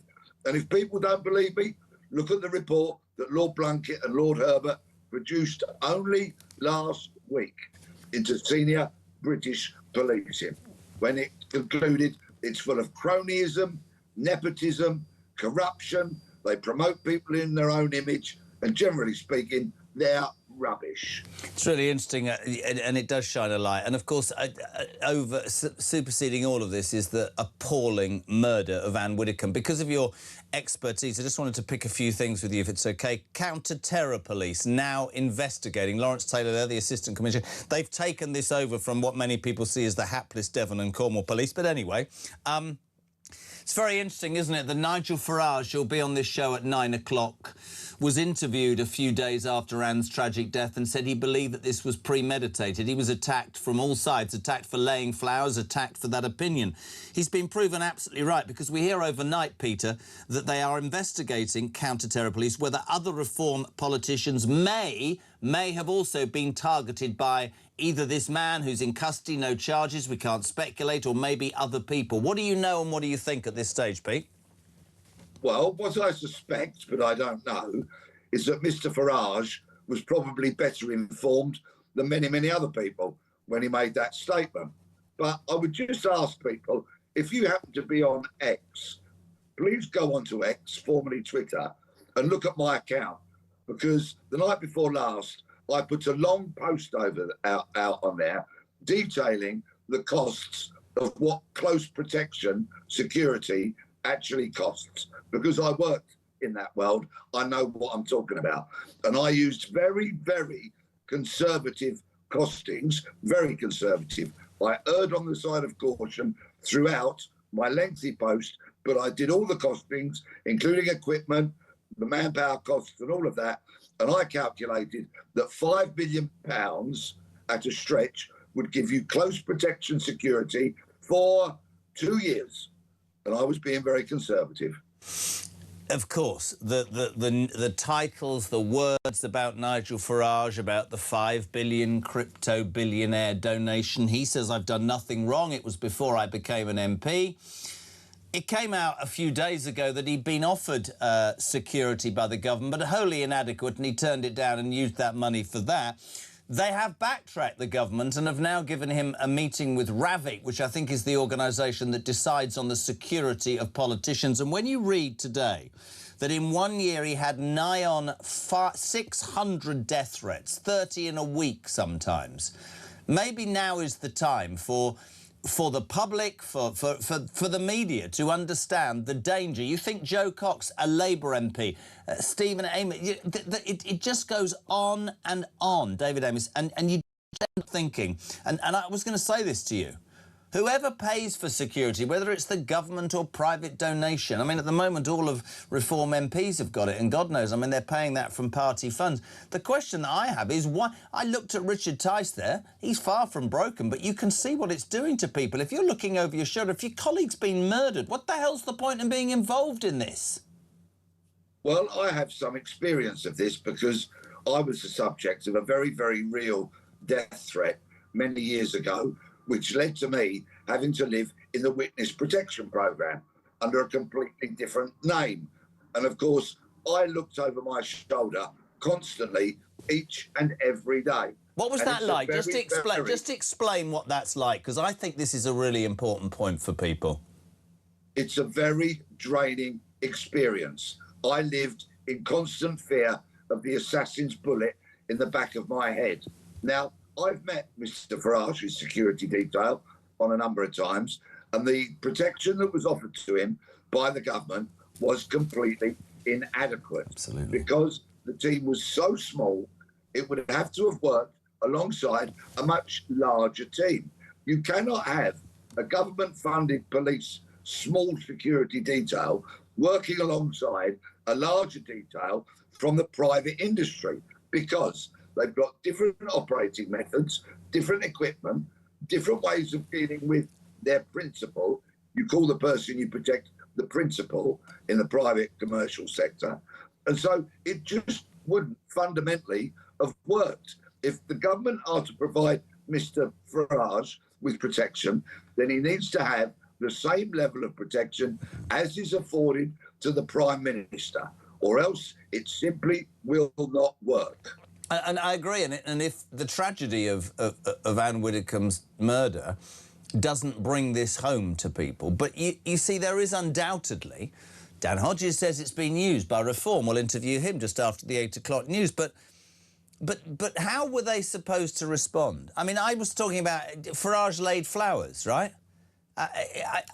He got criticised for it. This is a great text from Grant. These accusations of Reform using Anne's murder as a smokescreen. I lived near Birstall after Joe Cox was murdered. Every Labour face from the last 20 years was over there for a week laying flowers, and quite rightly too. I guess for Nigel Farage, you win some, you lose some, you can't always be. That's the way it goes. You can't do right for doing wrong. But not away from Nigel Farage, but all of politicians. I ask you, I don't know why anybody would put themselves in danger. We had Matt Vickers on yesterday saying that his family, his parents got an email saying, I'm going to firebomb your house, for Christ's sake, Pete. The lovely Anne Widdecombe had been a member of the Reform Party for some considerable years. In fact, she was a spokesperson for that party. For people to insult Nigel Farage when he goes to Anne's home to lay flowers, to pay his respects to a woman that he quite clearly adored, is deeply, deeply insulting, and gives you a very clear window into the soul of those revolting people. Talking about revolting people, you must have heard of some of the disgusting online verbal stuff, that Heather Herbert or What's a Herbert. We talked about this the other day about, you are an advocate for free speech and so am I, but we found out today that cops have reopened looking into what Heather Herbert said. What's your reaction to that? I maintain my position at all times. Free speech is free speech until, of course, it crosses a boundary into breaking the law. For example, you cannot incite or encourage people to commit crime. That, of course, is most definitely a crime in itself. But saying revolting things, being provocative in terms of name calling or just writing adversely about someone, does not, in the normal scheme of things, fall into being a crime. If people want to write stuff that we don't agree with and that we might be offended by, that's absolutely fine. That is free speech. But I'll be interested to see what aspects of that person's life the police are looking into. Perhaps they're looking behind and beyond the vulgar stuff that it wrote on social media. Couldn't agree more. Just to finish, buddy, in terms of the investigation, we were told the other day that they can have up to 14 days under terrorist, sort of counter-terror police rules to question this guy. Do you think this will be an incredibly methodical process? Do you think we'll hear anything soon? Where do you think this investigation's going? No charges yet. I have to make that point. No charges yet. Yeah, well, Mr. Taylor told us yesterday that they've got authority to detain this man for 7 days as of Monday. The investigation will have lots of different strands that need looking at. For example, and I'm talking about generic type of investigations here. Automatic number plate recognition. And then does that lead them to any CCTV? For example, if a vehicle has travelled huge distances, it probably will have had to refuel. So is there CCTV from a petrol station? For example, these kind of things. There will also be the forensics, of which I suspect many items are being examined in laboratories as we speak. There will also be digital forensics. Did this suspect have any phones, laptops, iPads, all those kind of things? The history of those will need to be examined for any evidence. So there'll be a lot of moving parts to this investigation. I suspect the police are very pleased that they've got 7 days so that the results of many of those examinations can be brought forward, when they will look at all the evidence in the round, and then if they feel they've got some sufficient evidence to charge this man, they'll send that evidence to the Crown Prosecution Service to make a decision, and upon that decision, the police will act accordingly. Pete, great as ever. It's a story that's not going to go away. We appreciate massively your involvement in explaining it in great detail. Peter Blexley, former Met Police Detective 723. Next on the show, Ben Habib. He'll be after this break. Brian, though, good morning. Good morning, Jezza. Brian here. That Heather Herbert, I've just been reading its tweets. I've got to say, it's not very ladylike, is it?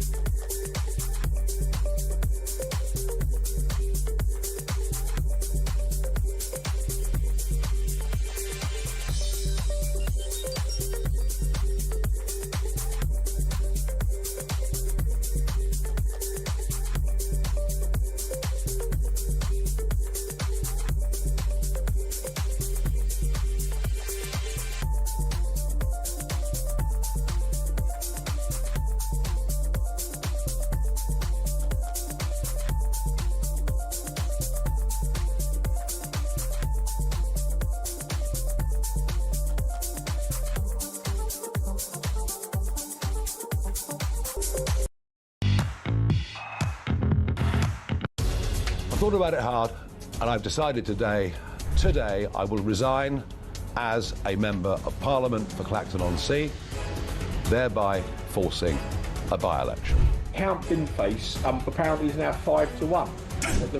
Brilliant. You know, so look, I mean, you know, if I were being flippant, I'd say Count Binface's campaign is now well and truly up and running, and Reform are struggling to put a lid on it. Let me be absolutely clear. I have done nothing wrong. I have not broken the law. Across the UK, on DAB+, on YouTube, on your mobile, and on your side. This is Talk. Welcome back, my friends. Just gone 7:25. It's Wednesday morning, the day that England take on Argentina for a place in the World Cup final. TalkSport, our sister station, has it all. The best commentary, the only place. It's covered 104 games in this tournament. Can England put one over the Argies? Of course we can. 0344 499 1000.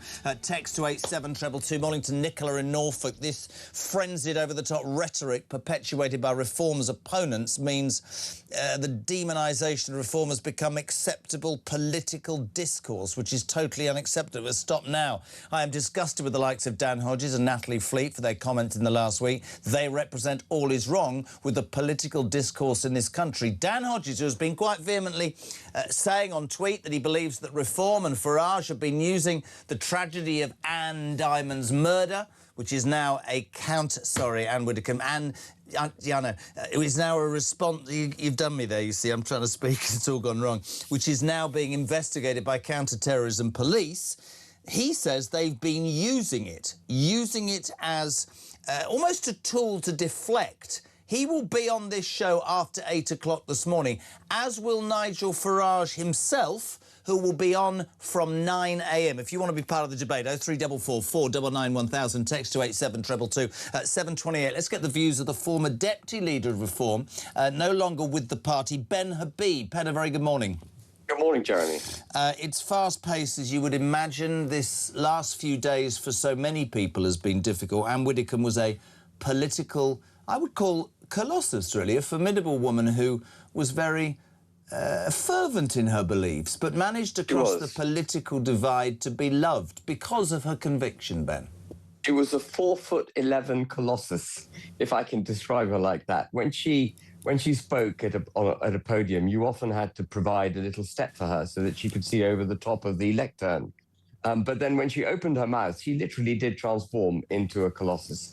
One of the most powerful speakers I've heard, and invariably speaking without notes. And the reason she could speak without notes was because, as you were indicating, she was a highly principled woman. She knew precisely what her values were, what she believed in, and all she ever did was get up and express those views. She wasn't a political animal in the sense that she was trying to advance her political career.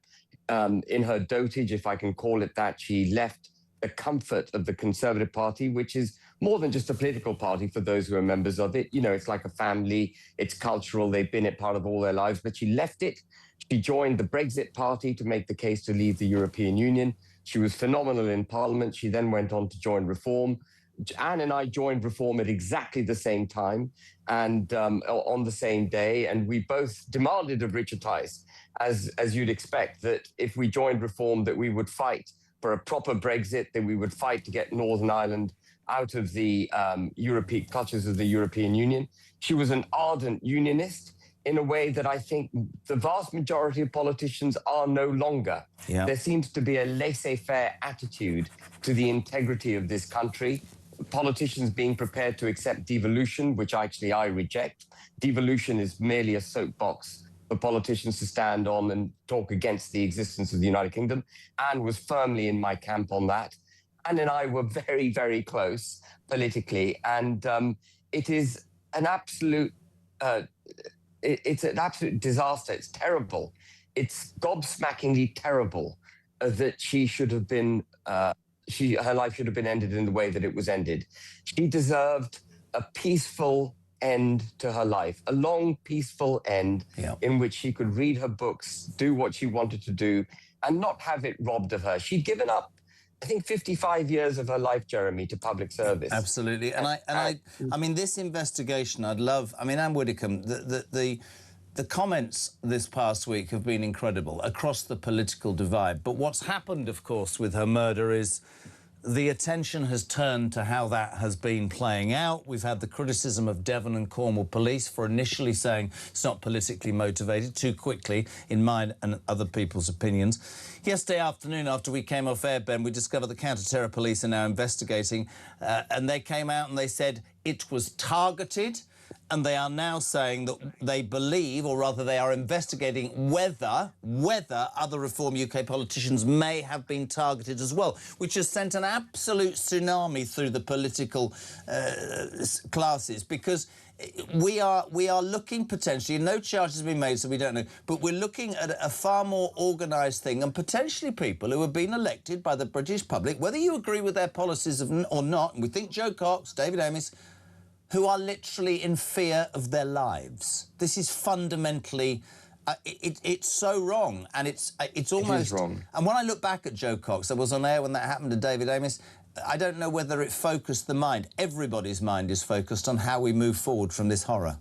Yeah, I mean, sadly, I suspect we won't be able to move forward to a period of time where politicians and other political commentators can express their views without fearing for their physical safety. I think that ship, if that ship was ever in harbour, you know, who knows, but it's certainly very much sailed now. And I've been to many conferences where I've been speaking either for Reform UK or the Brexit Party, and more recently for Advance, which is the political party I started, where I've been threatened on my way into speaking, where crowds have gathered and physically trying to intimidate me. And you never know whether that intimidation, bubbles over into an actual physical attack. And it requires a kind of fortitude, I think, being on the political stage, which it shouldn't. We should all be comfortable. We shouldn't fear for our physical being when we're expressing our views. As Peter Blexley said, no matter how repugnant your views are, as long as you're not inciting violence, you should be allowed to express them.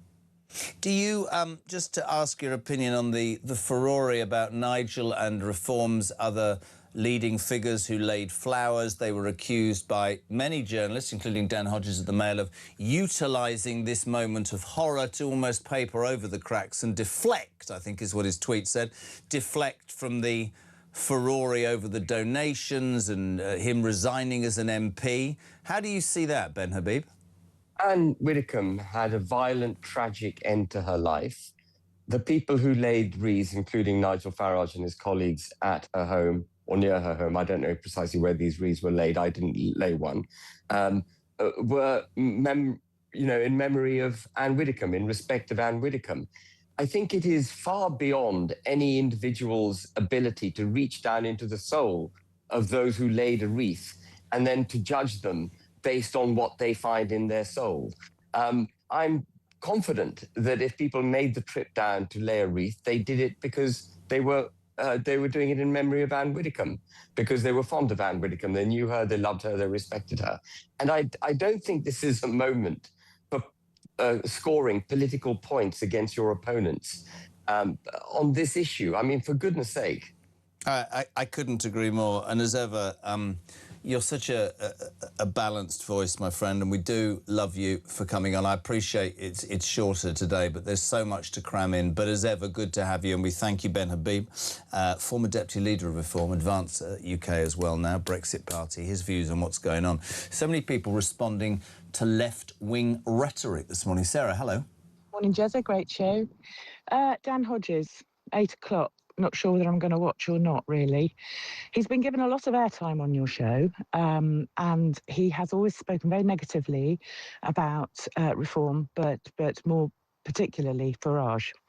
And that kind of talk, whether you like it or not, spreads the hatred. It spreads it, adds to the negativity massively.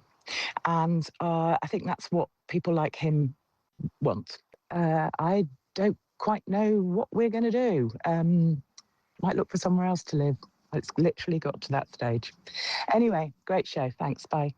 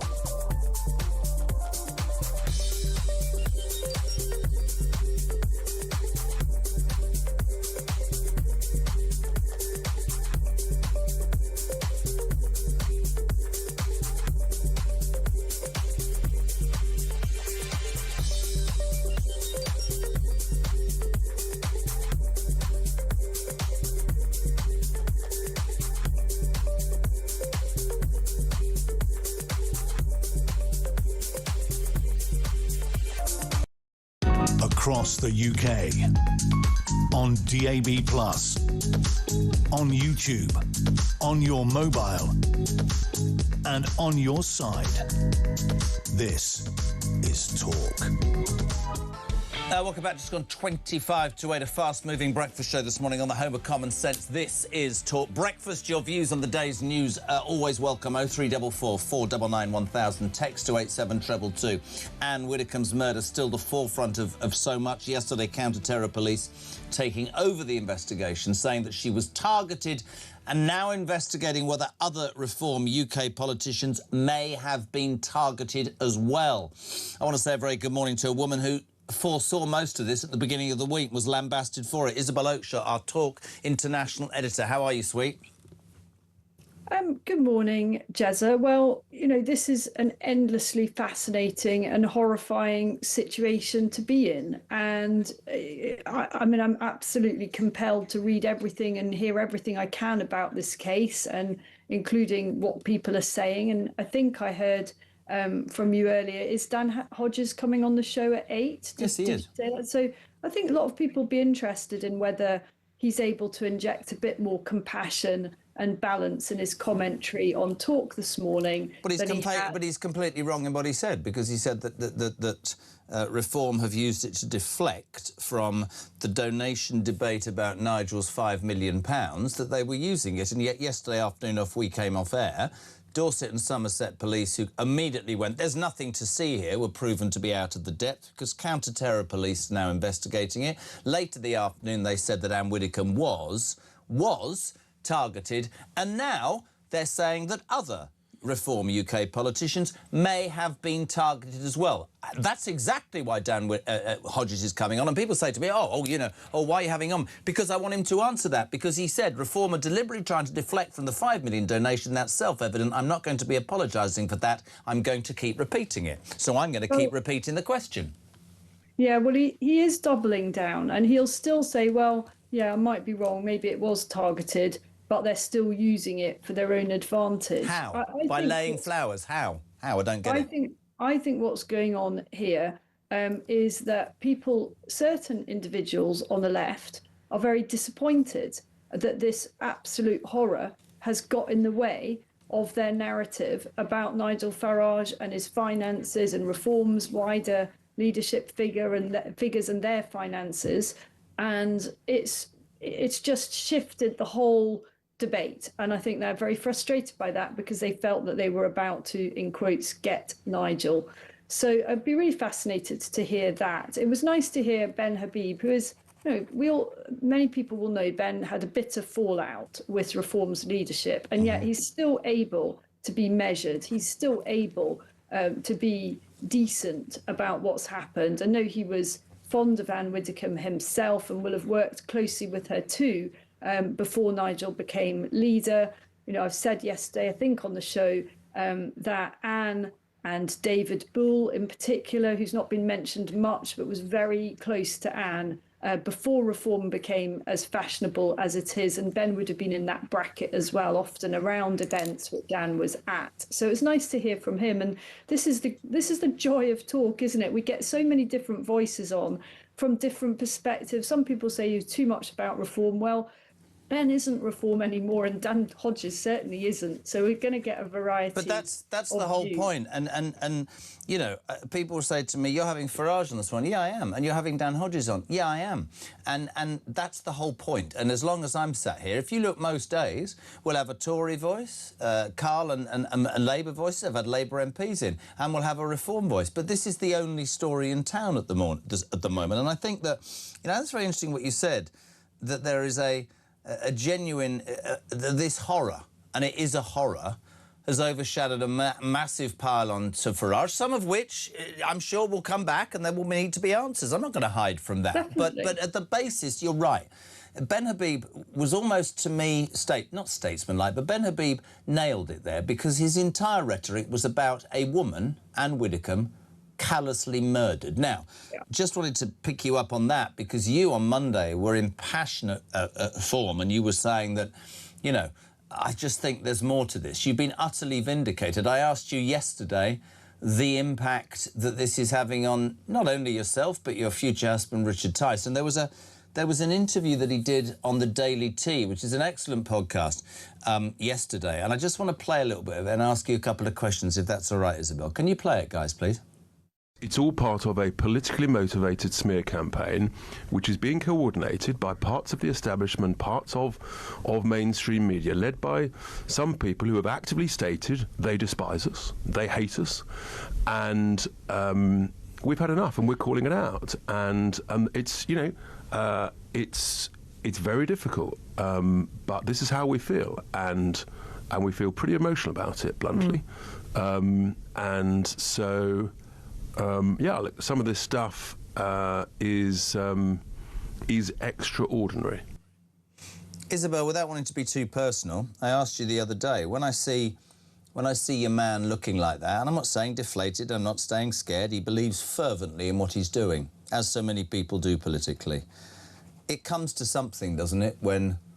I mean, how do you feel about the fact that he may also have been targeted, the man you're going to marry? Let me tell you something this morning, Jeremy. I've had very little sleep because last night, you know, once I heard that the police are actually saying this is could be part of a wider plot, I recalled that I had a very, very odd encounter with an individual outside my home in the Cotswolds last week. It was so odd that I got video footage of it. I've got video footage of the individual, and two people confronted the individual. So I've got a lot of evidence, as it were. And I actually thought the person was a reporter, but I wasn't convinced that they were a reporter. Their behaviour was so strange. And last night, after hearing that there's a wider thing, I began looking back at that video evidence, and I noted that this individual was outside my home taking photographs precisely at the time that Anne Widdecombe was about to be murdered. It was last Wednesday morning. And coincidence? Well, very likely it was a coincidence. But at this point, I don't think that has to be ruled out. Have you spoken to the police about it? So I will be. I've discussed it with Richard. He thinks that we do need to share that information with the inquiry just to rule it out. You know, people do strange things. I do live in a part of the Cotswolds where there are lots of tourists. They do come and they take photos, but it's not one of the big tourist routes, as it were. You know, people come on at the weekend to go to the pubs, and then they walk up and down the street. And our house has got this beautiful, I won't go to details, but anyway, people take photos of the house. So that's not unusual.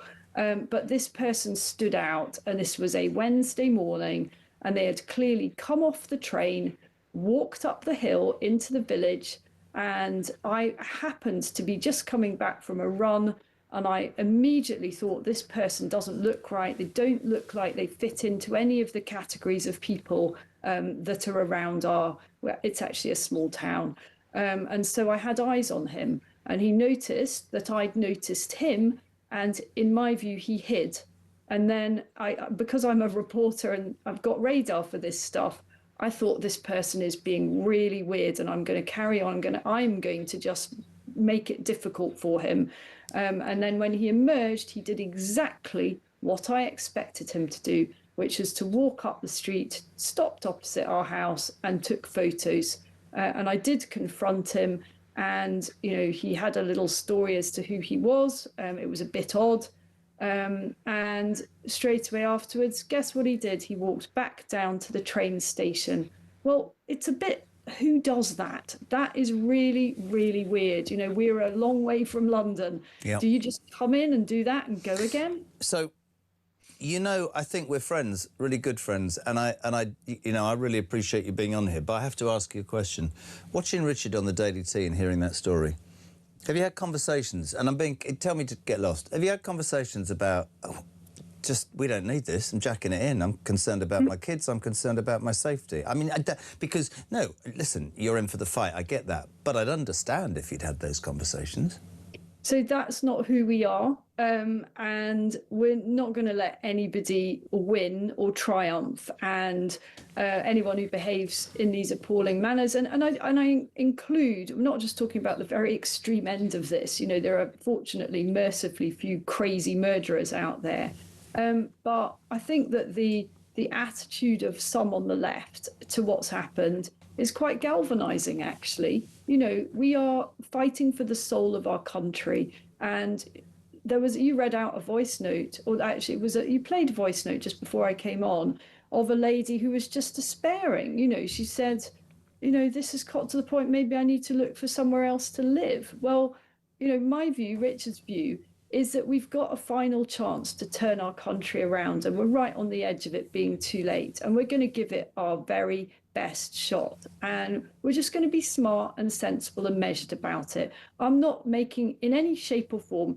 making any of this about me or Richard. It isn't about me or Richard. You know, I mentioned that anecdote because it's true. You asked me. I haven't had much sleep because I'm a journalist, and I spent about 2 hours researching who this guy might have been. And so, yes, it's very peripherally about us because he is a prominent Reform MP, and we are a bit concerned. It is, I said the other day, you've just said you don't want to make it about you, I don't want to make it about me, but I went through 3 months of looking over my shoulder, wondering which of my friends were going to be offered how much money to tell stories that were absolutely untrue. My kids were doorstepped at schools, my ex-wife was doorstepped, my parents were visited, hospitals. I went to a hospital appointment, and within a cancer appointment actually, and within 15 minutes it was in a newspaper because the security guard at 10 o'clock at night had sold the story. And you do become, it is true, you do become hunted, and you do look over your shoulder, and absolutely nobody, not through this glass, no disrespect, not out there, has any idea how being hunted feels. And if you are being hunted in this country for your political views, then I think that says an awful lot about where we're at. And Matt in Grimsby, actually, Isabel, summed it up for me. He said, Jez, the left seem to think there is only right-wing extremism, but let's be very clear, the left are very dangerous. I don't think we hear enough about the far-left extremism. Can you imagine how the far-left are going to react when Reform take power?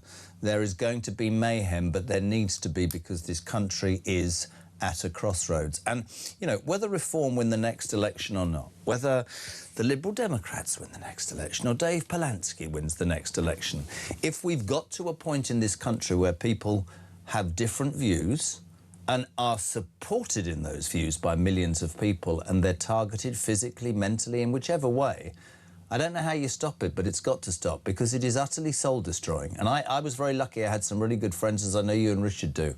But if you were on your own facing this crap, let me tell you, hard to get out of. Fact. Absolutely. And actually, just look at the sheer volume of the death threats to Nigel. I mean, I was stunned by this headline in the Mail this morning, that he's receiving 30 a week. 597 death threats in the last 12 months, Nigel. I mean, that is just unbelievable. And can you imagine, of all of those, you know, 29 are just, you know, probably nothing burgers. But you don't know out of those 570 how many are genuine, and that's the fear, that's the worry, that's the very concern. real. I bet that is a multiple of what comes Keir Starmer's way. Yeah. I don't want Keir Starmer to have that. I don't want anyone to have that. But absolutely. I reckon Nigel is the #1 target in the UK.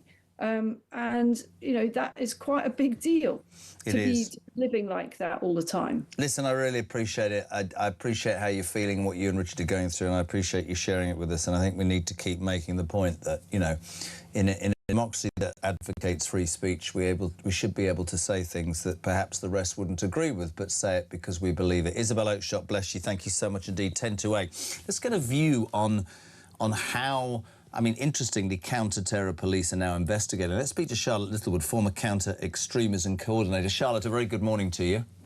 Good morning.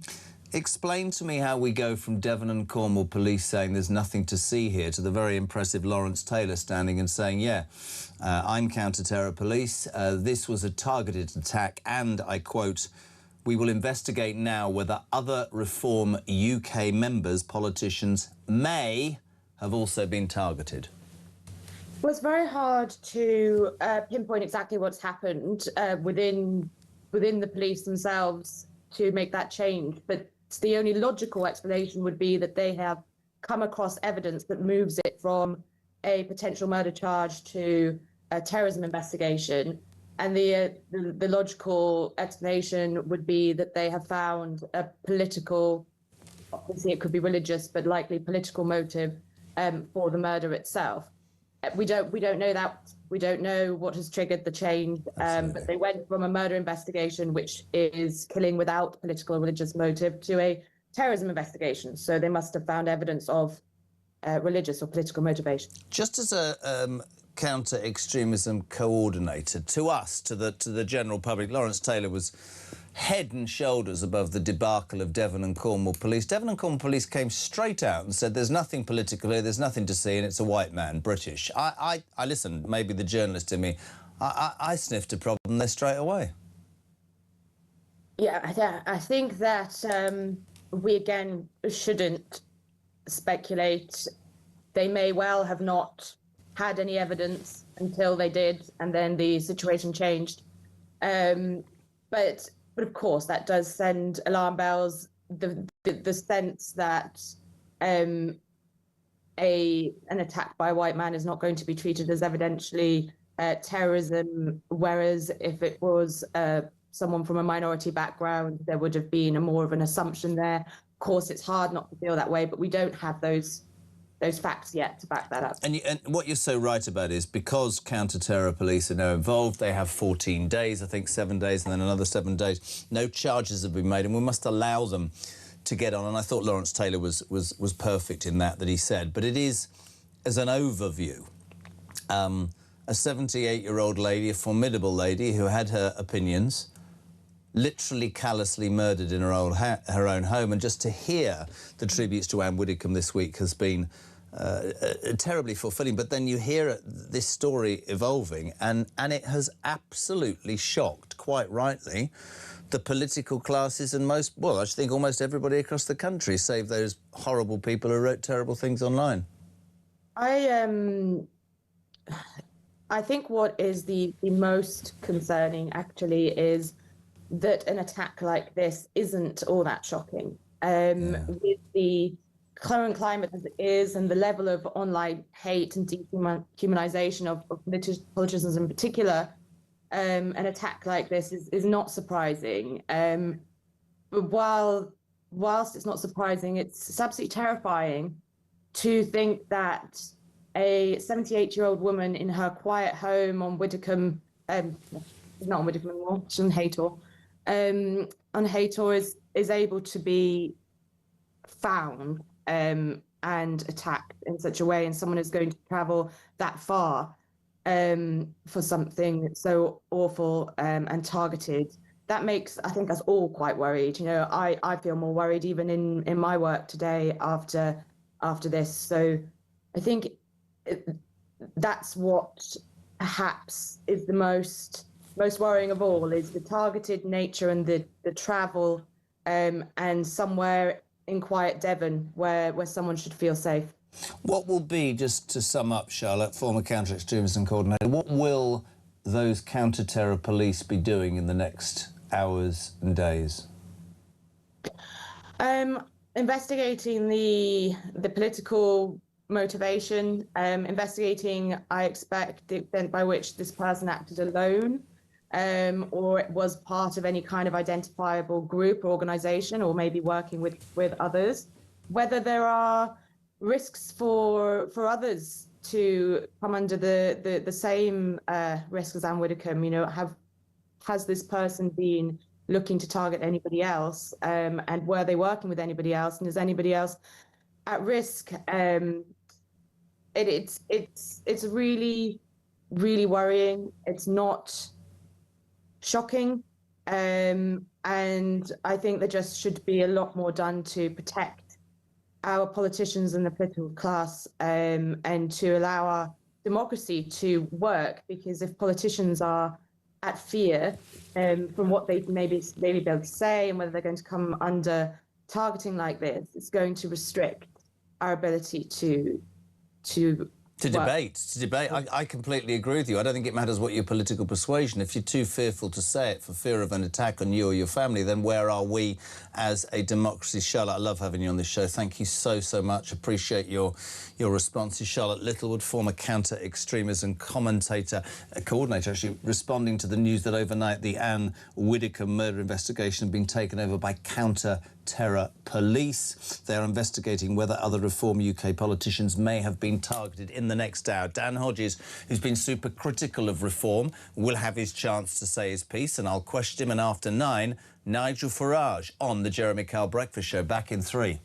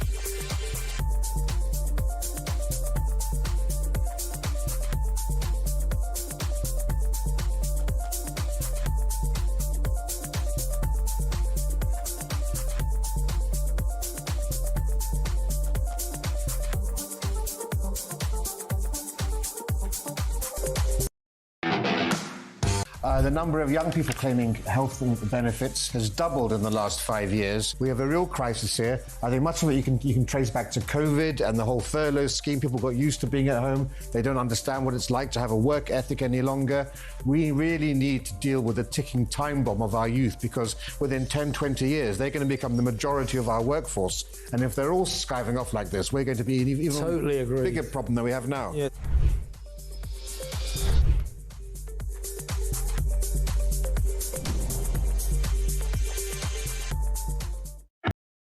Across the UK, on DAB+, on YouTube, on your mobile, and on your side.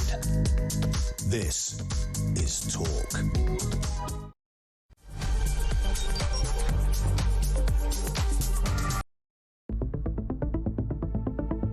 The question my party is asking now is whether I am best placed to lead us into the next general election.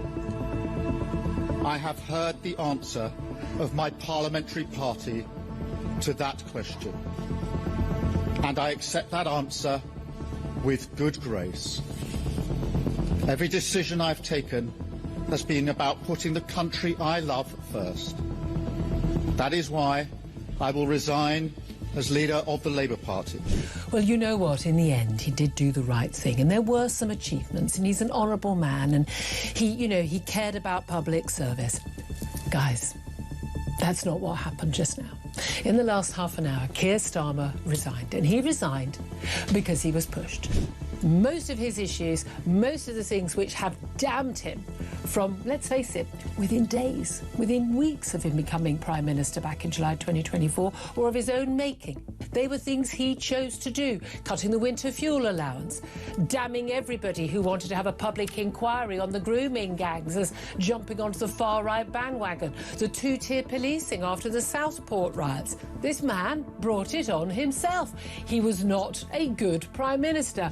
There was two things on that manifesto. One was a picture of Keir Starmer and the word change. Well, promise made and promise delivered in that sense. If he's not, let's be honest.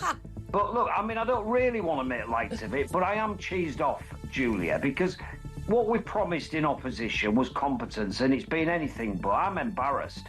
I'm really, truly, honestly, I am embarrassed, because I did think we would be competent. We've not been. I've no idea whether there'll be a contest or a coronation. But what I do know is the British public have simply had enough of political parties chopping and changing their leaders at will. We vote for somebody in a general election to be our Prime Minister. We expect them to serve their term. And barring ill health or exceptional circumstances, what is going on here, frankly, is reminiscent of a banana republic that has totally devalued the very process of general elections and democracy. We at Reform demand a general election.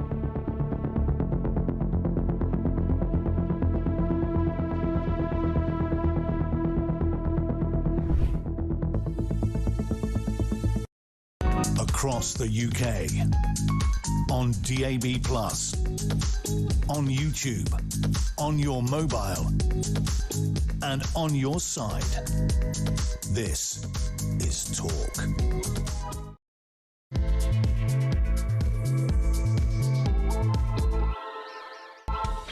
Welcome back, my friends. Just gone 8 o'clock. We're live across the UK. The Talk Breakfast Show is on, the home of common sense and wear alarm clock. Brits, like your good self, come and have your say on the news of the day.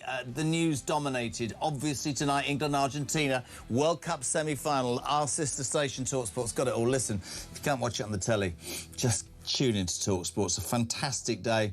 We're all nervous. I just walked through the office, through TalkSport to go to the loo. They're all nervous. Everybody's got their England shirts on. It's coming home, though. I've got no doubt, I've got absolutely no doubt we will be in Sunday's final. They have said it. 3-1. The Argentinians have beaten them once, will beat them again. 0344 499 1000 on that.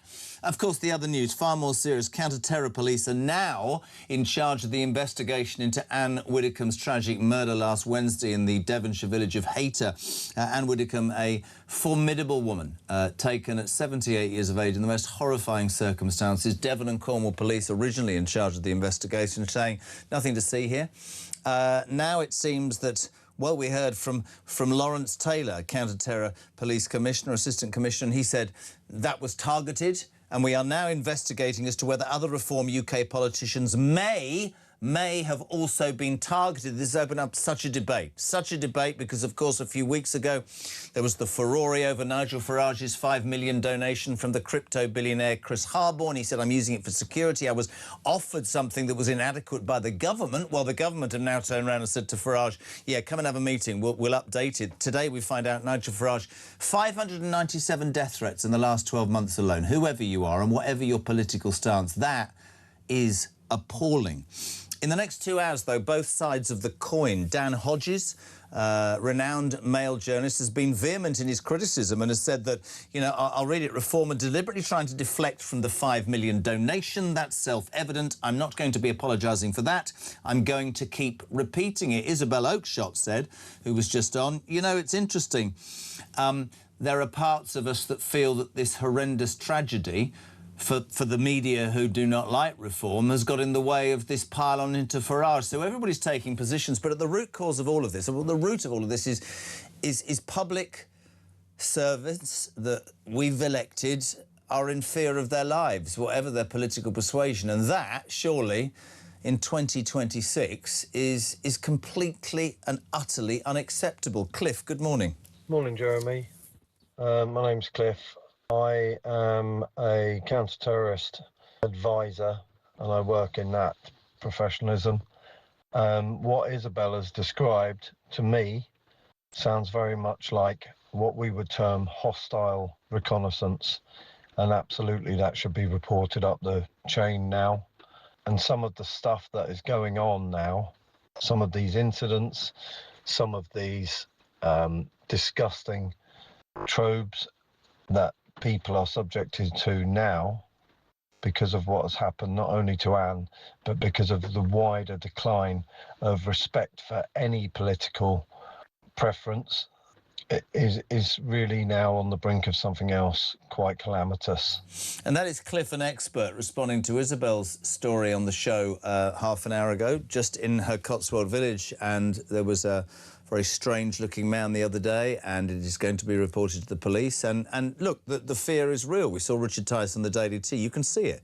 You can see it in his face. I'm delighted to be joined now by Lord Walney, former government advisor on political violence, who today in the Daily Telegraph writes his belief is that security buffers should be created around MPs' constituency offices and surgeries to present them from attacks in the wake of, obviously, the killing of Anne Widdecombe. But think also, David Amess in Southend was just doing surgery, an amazing local MP stabbed to death. Think of Joe Cox, and I think Lord Warney is spot on. Lord Warney, a very good morning to you. How are you? Yeah, good morning, Jeremy. This is a deeply troubling time. It is, and unfortunately, it will be stoked, abused or whatever by certain people in political positions. But at the very root of this is the safety of people we elect. And I ask an even bigger question: why the hell would anybody want to go into public life on the back of these horrors?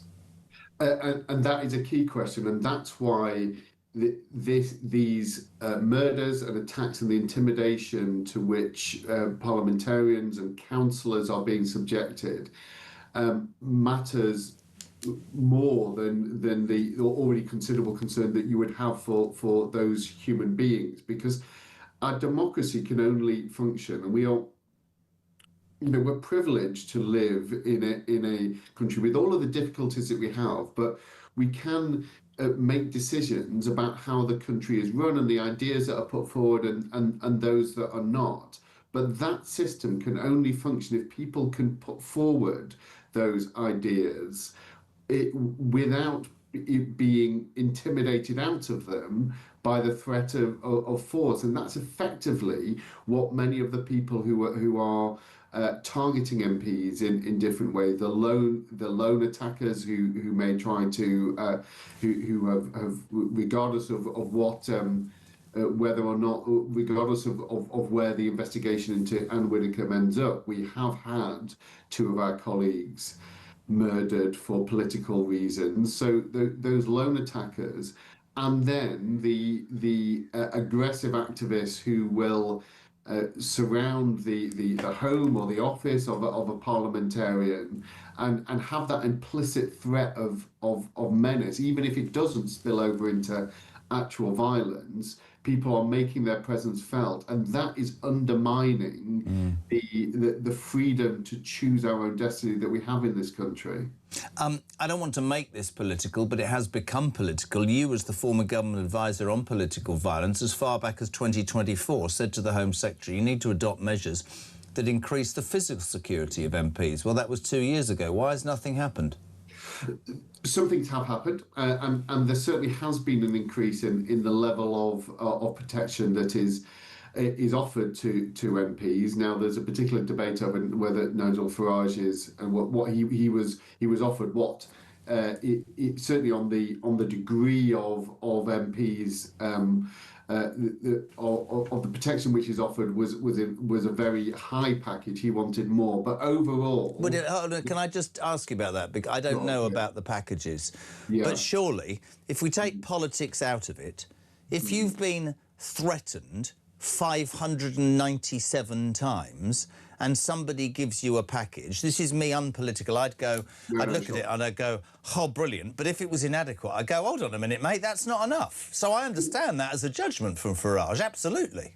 No, I understand why if he feels it's not sufficient, then he pushes back, and it does look like the system may have been too slow in that. But I think it is important in this particular thing is that what he was offered was substantial.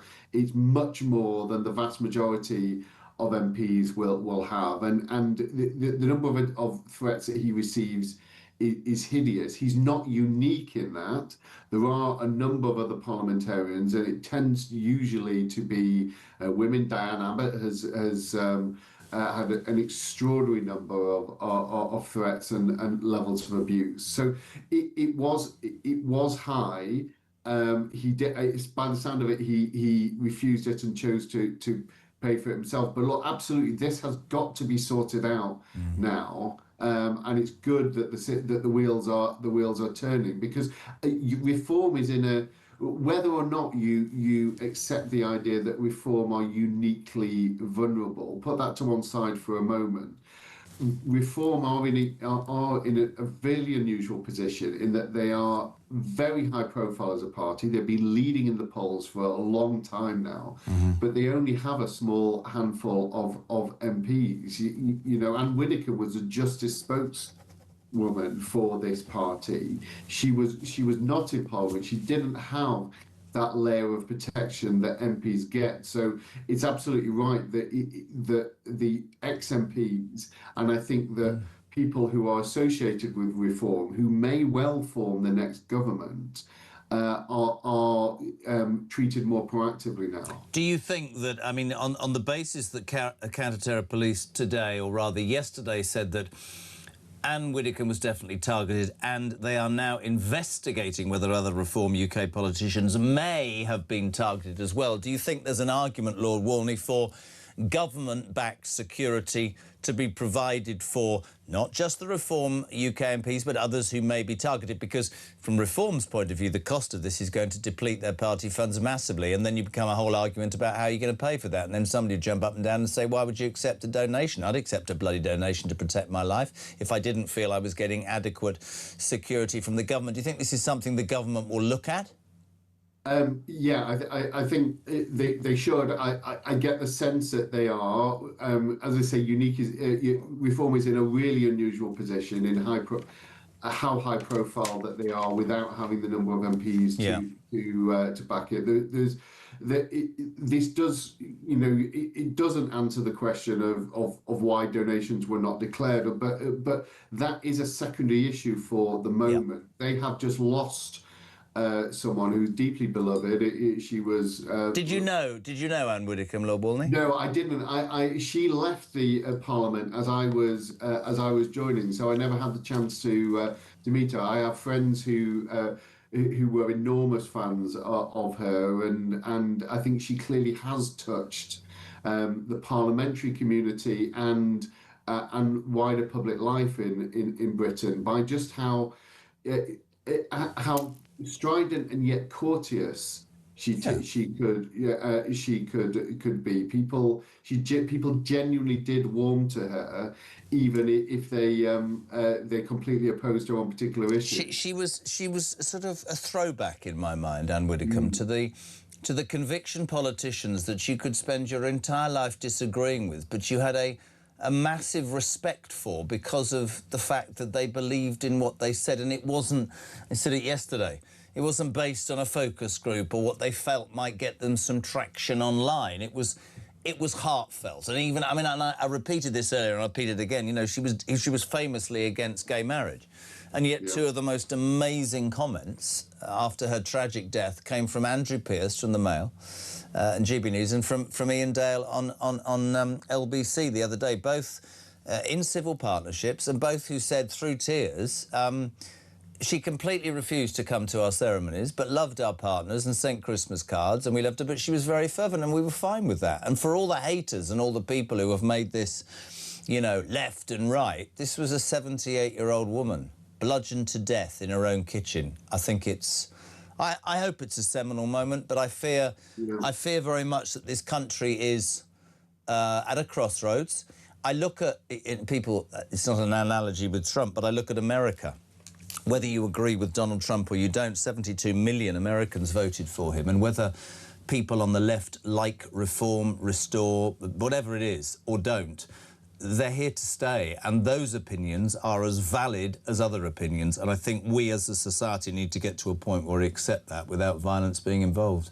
Yeah, look, that is key, and we have got to be, I think, much firmer in what the boundary is between vehement disagreement and physical intimidation and threat that can clearly trip into violence. And I don't think in all of the debate that we've had about where the right to protest ends and illegitimate criminal behaviour starts, we haven't drawn that line clear enough, and that's one of the things which is guiding my recommendation that's been picked up in the Telegraph today from my report. And I'm not suggesting that there should be a complete exclusion zone around parliamentary offices or council chambers, but I think we do need to have a more active approach to where there are these aggressive demonstrations that can completely surround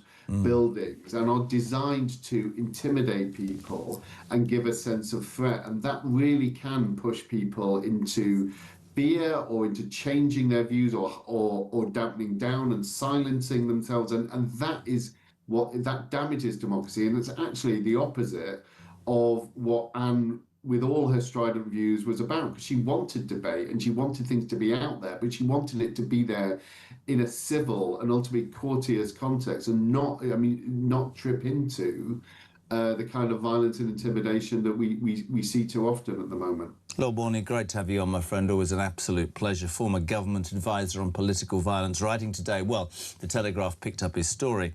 He believes that security buffers should be created around MPs' constituency offices and surgeries to protect them from attacks in the wake of the horrific murder of Anne Widdecombe. Let's cross to Victoria Gardens in Westminster to get a response from the chairman of the Conservative Party, Kevin Holinrake. Good morning, sir. Good morning, Jeremy. If we can, for once, put politics or political difference aside, this lady murdered in her own kitchen, a formidable politician with conviction. Sometimes people would agree and sometimes not. You're an MP, my friend. You're stood outside right now in Westminster. You got elected by the people in your constituency to represent. When you separate Nigel Farage's debates and the Dan Hodges' criticisms, have you in the last 3 days looked in the mirror and thought, geez, I'm doing a job that I believe in with people that wanted me to represent them. I'm going to start looking over my shoulder. Does that not terrify you? Does it knock you off track?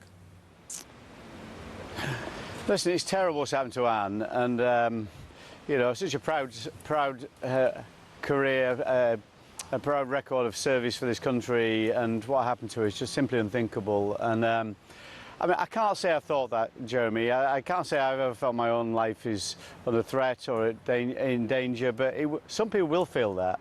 And some people who might be stepping forward, good people who might be stepping forward to enter the world of politics, will think twice. And this is so wrong that should be the case. And I think it's moved from a position where we used to be able to disagree with each other and you might think each other, that opinion is wrong, to a position where that person is evil or that opinion is evil. And I think that's crossed a line, and I think it does feed some of these kind of people who, clearly there's lots going on with this individual, I'm sure, in terms of why this happened and why they did what they did.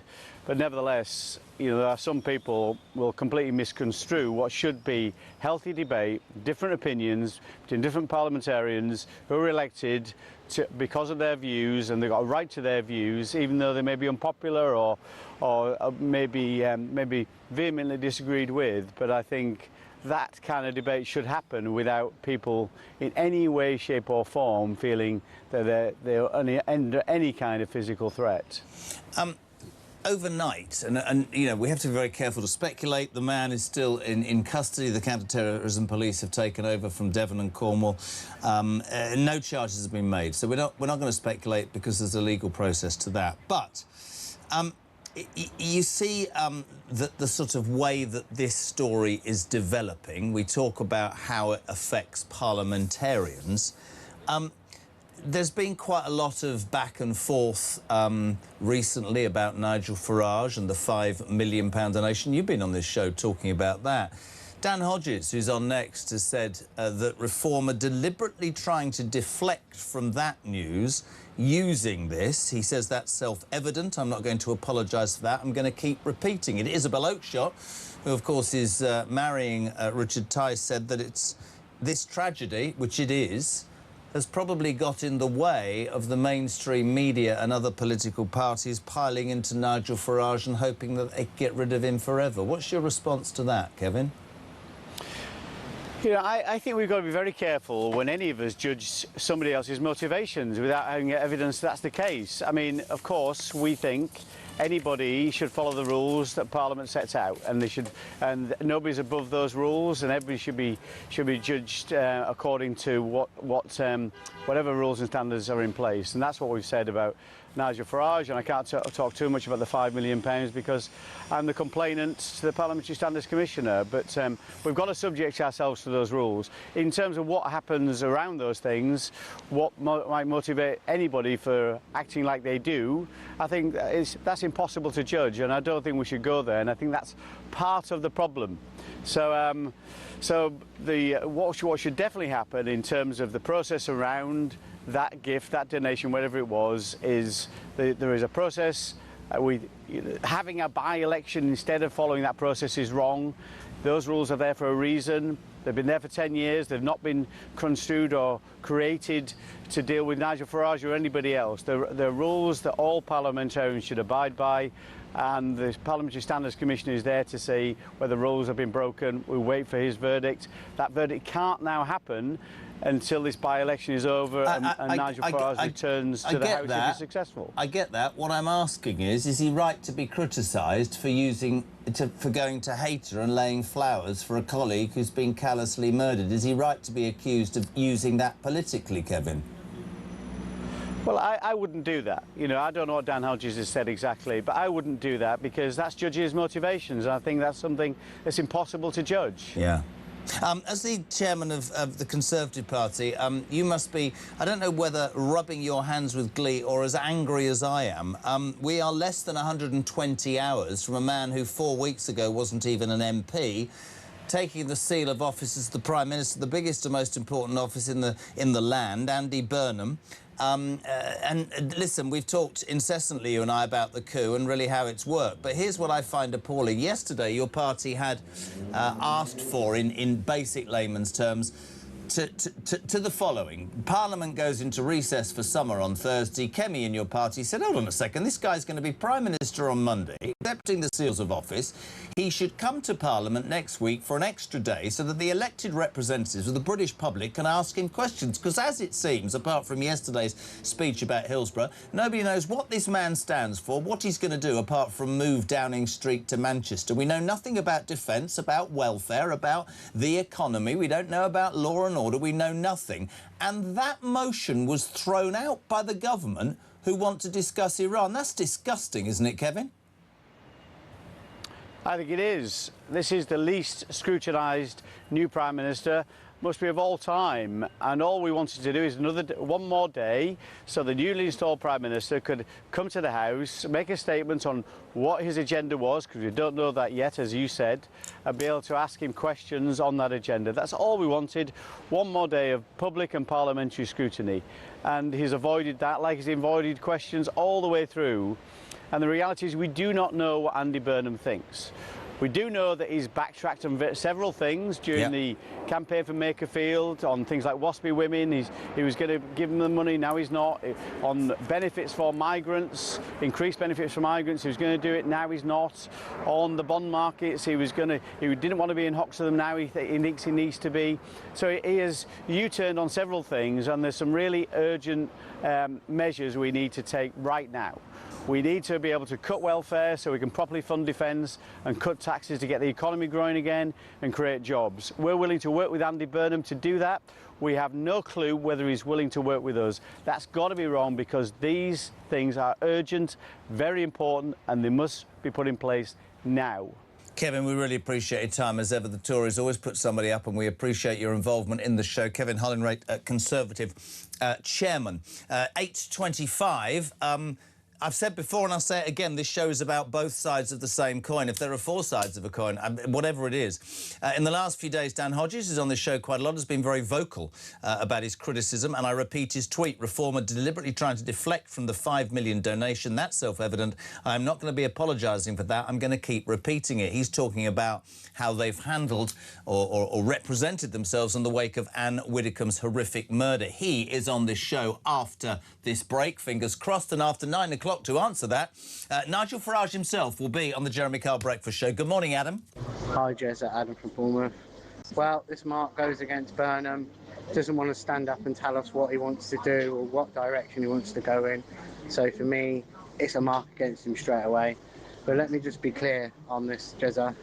You can mark this voicemail.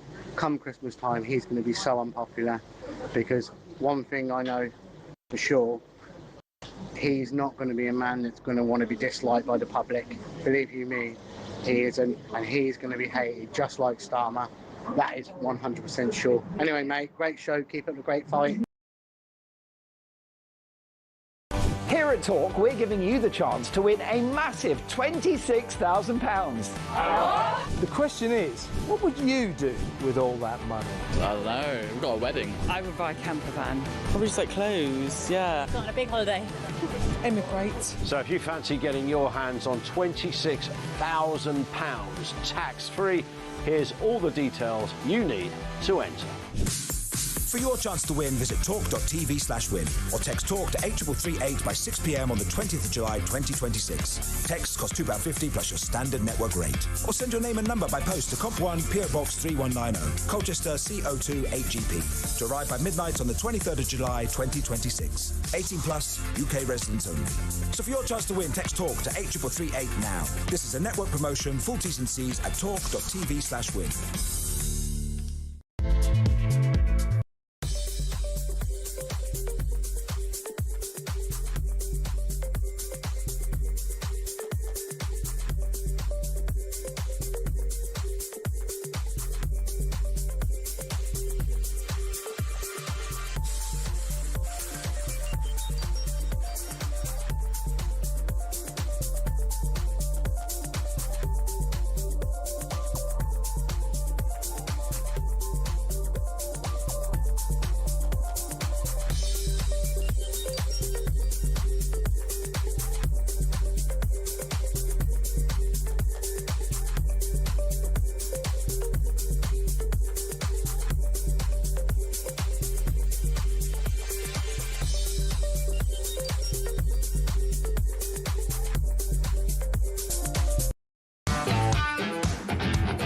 we've got some breaking news that has just come in. TalkSport have announced a brand new partnership in a developing story. We hear they've created So Good Lager right in time for football's big summer. Just in, we're hearing that So Good Lager will be pouring pints across all O'Neill's pubs and some of the best sports pubs across the UK. With the big kickoff just around the corner, you can find out where to get your hands on a fresh pint of So Good Lager at talksport.com/.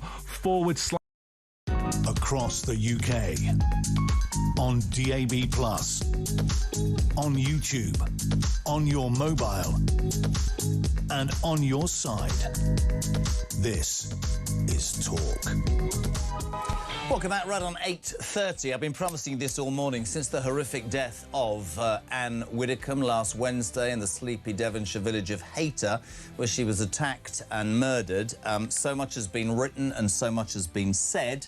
We've talked about Devon and Cornwall police saying there's nothing to see here, but now, yesterday, chillingly, the counter-terror police are now investigating. They say she was targeted. They've also said that they're looking into whether other Reform UK politicians may also have been targeted as part of a left-wing plot.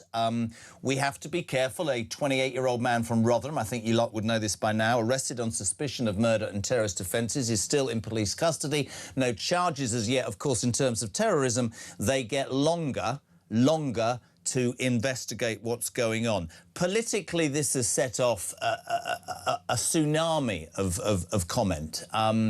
There were pictures of Nigel Farage laying some flowers, followed a few hours later by other people for Reform. Many people in Reform shocked to the core and worried for their own safety. Other people saying, no, this is being used by Reform. One of them is my next guest. Listen, he's had some kickback from the people who listen and watch this show, but as long as I'm sat here doing this, we will do all sides. Dan Hodges, good morning. Good morning to you. And I mean what I say. You know what I believe in. I believe in all sides of the same argument. I believe that one of the things that this highlights, by the way, is that we've got to a point in society where we can't have a debate where two sides disagree without it becoming violent or too personal or whatever. And I think that is fundamentally wrong. I just want to read a few things to you. I know that you have been very vocal. You say that Reform are deliberately trying to deflect from the £5 million donation that Nigel Farage received from Mr Harborne in Thailand. That is self-evident, you wrote. I'm not going to be apologising for that. I'm going to keep repeating it.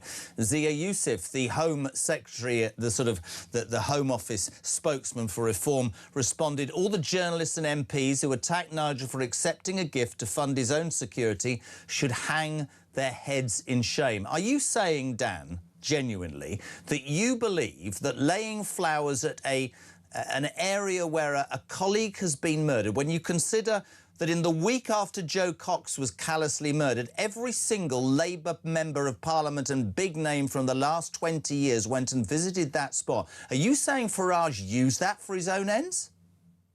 No, I'm not, and I've never said that. I mean, I obviously we'll come on to the broader issue, but I mean, it's very interesting. I'm glad you picked that up. On Sunday, the Mail on Sunday, in part of our, it wasn't the main part of our reporting, but in part of our reporting, we covered a quote from a source close to the family that was expressing concerns about the politicisation by Nigel Farage and other Reform figures of Anne Widdecombe's death, and we reported that. That was then picked up by the Sunday Times, who ran a headline to that effect. In response to that, the journalists at the Sunday Times were very aggressively attacked. I think Richard Tice accused them of wanting to see more Reform politicians dead. Obviously, I reported the article and retweeted the article, and as you pointed out, I was attacked. But and that is indicative of the nature of where the debate is. So even journalists simply reporting what other people are saying, we're ourselves being attacked, and that's fine. That's part of the game. But no, I don't agree personally with the criticism of Nigel Farage laying flowers. As people have pointed out, I think if he didn't respond in that way, then he would be criticised for in some way being callous. So that's not a criticism I've got of him in relation to that. So what do you mean But when it you is say quite Reformer clear. deliberately trying to deflect from the 5 million donation? What has he done? This is what I want, because I think it's important that you get your side over. What has he done in the process of showing a real sadness about the death of a colleague that leads you to believe that he's deflecting from the furore over his 5 million donation? Not the Clacton by-election, since Anne Widdecombe was murdered. No. As I said, it's not just specifically Nigel Farage. Nigel Farage is obviously leader of reform and is obviously overall responsibility for reform's overall political response. But I think it was, what was it? I think it was 2 days ago. I didn't see the whole of it, but I saw part of your interview with Isabel yesterday, in which you rightly raised, I think it was 2 days ago, I said, look, now it's become clear that this was a targeted attack. I would expect that in the coming 24, 48 hours, we will see members of Reform trying to use this to deflect from the issue of the Nigel Farage donation. I mean, you've just given the quote, and it was, I think it was yesterday evening, Zia Youssef literally said that journalists and MPs who, in his words, have been attacking Nigel Farage for accepting gifts in relation to his security should hang their heads in shame. But isn't that's that what right? the man said. I as I said, I predicted that would be the response. But is it this is the point that I'm trying to make with you. Listen, I'm on the fence deliberately here. This is what I don't understand. I am not in any way, and I want to make this point now, to me they're two very separate things. And I'll give you an example that might work for you or it might not. I completely agree that there are questions to be answered about that donation. I completely understand the people that will say, was Clacton called to deflect or end that? I get that, and Nigel Farage has to say that. But I'm talking about since Anne Widdecombe was murdered. I've told you about the flowers. You said Reform are deliberately trying to deflect from the 5 million donation. They didn't ask for this horror or this tragedy to happen, OK? That has happened. Everybody's talking about that. It's asked big questions about security. You could argue that when RAVIC, that organisation within government that decide on the security of politicians, finally the Home Secretary 2 days ago said to Nigel Farage, come and have a meeting, and then it came out that he'd been offered, I think, before Dan some things and did some security and didn't think it was adequate enough. You could say that what this tragedy has done is actually focus the Home Secretary and the government's ideology into the fact that not just him, 597 death threats we talked about this morning, that's reported in every newspaper, but other politicians, you think Joe Cox, you think David Amess, we damn well need to do something. I don't disagree with the fact that Nigel Farage has questions to answer about the 5 million, but he didn't cause this, he didn't ask for this, and there are many people. I'll give you a quote this morning, right? The other side of the coin, I love having you on. Somebody said this morning that actually this tragedy has upset journalists like Dan Hodges and the mainstream media because it's absolutely shifted the rhetoric away from their pile-on into Nigel Farage, and they'll be kicking themselves with anger. Well, I'm just going to repeat literally what I just said a few moments ago. You opened this conversation by reading out a quote from Zia Youssef. Now, this was from Zia Youssef. Yeah. Zia Youssef literally said, and this was directly in the context of Anne Widdecombe's killing, he said that journalists should hang their heads in shame for what was his words? Who attacked Nigel for accepting a gift? Yeah. Now, as you know, that's not what's been taking place. There was an interesting moment in your conversation with Isabel Oakeshott yesterday, in which Isabel Oakeshott obviously attacked me. I've actually got the clip. Shall I play it to you, actually? Because I think this will give context. Sure, yeah. Good man. All right, this was Isabel talking about Dan Hodges yesterday. I stopped short of naming Dan yesterday because he's a journalist and I don't like arguing with other journalists, and he's also a contributor to Talk. But I think that Dan has been largely responsible for whipping this up over the weekend, whipping up verbal attacks on Reform MPs and how they responded to the death of a colleague. He's sought to put that in the worst possible light. And that is exactly why we are where we are. You know, when Reform colleagues can't say anything about what's happened because they're going to be accused of politicising it or trying to use it as some kind of excuse. That is precisely the behaviour I'm talking about that poisons everything and makes it so hard being in public life. That impugning of motives, that putting the worst possible complexion on the responses and contributions of our politicians is really, really unhealthy. And I'm pretty annoyed, actually, that Dan, who is very respected and has a lot of influence, is using his energy in this matter. Dan? Yeah, I mean, I'll come on to that in a second, but there's another clip bit that you didn't show there where Isabel initially said nobody in Reform is using this to try and deflect from the 5 million. And then literally moments later said that actually Anne Widdecombe's death and the issues surrounding Anne Widdecombe's death actually reinforced Nigel Farage's argument in relation to the 5 million. So she literally did what she was saying that she wasn't doing. But you actually touch on, and I'm glad you showed that clip because it does touch on a broader issue. You know, I was concerned 2 days ago, and I said it, that Reform politicians would use Anne Widdecombe's death to try and shut down criticism of Nigel Farage and the 5 million donation. And as I say, we can see them doing that on an hourly basis now. But what Isabel did was really interesting, and it's actually going beyond that, which is, I think, is even more concerning, because she used that phrase there. You know, she blamed me for, you know, hyping everything up, but she used the very specific phrase, which she said that traducing the motives of politicians, and those of us that traduce the motives of politicians, are in some way feeding into this environment where appalling attacks like the attack on Anne Widdecombe can occur. Now, I come on this programme every week. I'm a great admirer of yours, great admirer of your colleagues. Every day, you and me and your colleagues appear on this. I appear on this programme, you broadcast, and we traduce the motives of politicians. We accuse politicians rightly of being liars, of being hypocrites, of being cheats, of attempting to pull the wool over the eyes of the public. It's not, in my view, you know, that you know that we don't just sort of like enjoy doing this. I think you and I would recognise that it's very, very important we do this. It's very, very important that we are able to criticise in incredibly robust ways politicians of all parties. And as you know, although I'm currently being criticised for, you know, as it were, picking on Nigel Farage and Reform, I've had exactly the same arguments when I've been critical of Keir Starmer, massively, absolutely, give you that. Angela Rayner, Boris Johnson.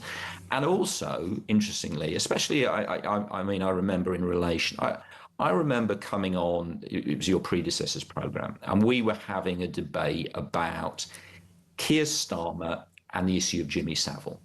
And the legitimate questions there were about the role that Keir Starmer had in the failed prosecution of Jimmy Savile. And we talked about that, and I said he'd got very serious questions to answer. Shortly after that, Keir Starmer left the House of Commons. I think he was with David Lammy, and was surrounded by an angry mob. I think he had to be bundled away by the police, who were chanting about Jimmy Savile and saying that Keir Starmer was a paedophile lover. And at that time, a lot of people said that my criticism of Keir Starmer and my scrutiny of Keir Starmer had led directly to him being surrounded and that threat to his personal safety. This is something that is levelled at journalists all the time. When we engage in legitimate scrutiny, it's something that's levelled at you and your colleagues. Absolutely, and let me jump in. I don't disagree with that at all. And I listen. I've said all morning in the face of what Dan Hodges is coming on this show. Dan Hodges comes on this show every week, and yes, you're absolutely right. And we have systematically, the two of us, torn Keir Starmer to shreds. You were a man who very much supported Keir Starmer and were massively let down and disappointed by the debacle that has followed for the last 2 years. And I'm going to say that to anybody listening to this programme who suddenly thinks Dan Hodges is the worst thing since sliced bread. But the point that I want to talk about is, would it not have been more respectful? OK, I don't believe... how do I put this? I believe if he hadn't laid flowers he'd have been screwed over. If he had laid flowers, he's accused of manipulating it. I want to pause. I absolutely understand that Nigel Farage has questions to answer about that donation. I made my points very vocal to you. I think the makeup of the committee is fundamentally wrong. There's no reform voice. I think the fact they were going to take a year. Nigel Farage made his decision about Clacton. I have my views on that. My view on this is I would have thought it would have been far more respectful, you, other journalists, to have gone, do you know what? This 78-year-old woman has just been bludgeoned to death in her kitchen. She was part of reform. Now is not the time to be aiming criticism at a political party that is in fact grieving. And I ask you this because we're mates and I can do it.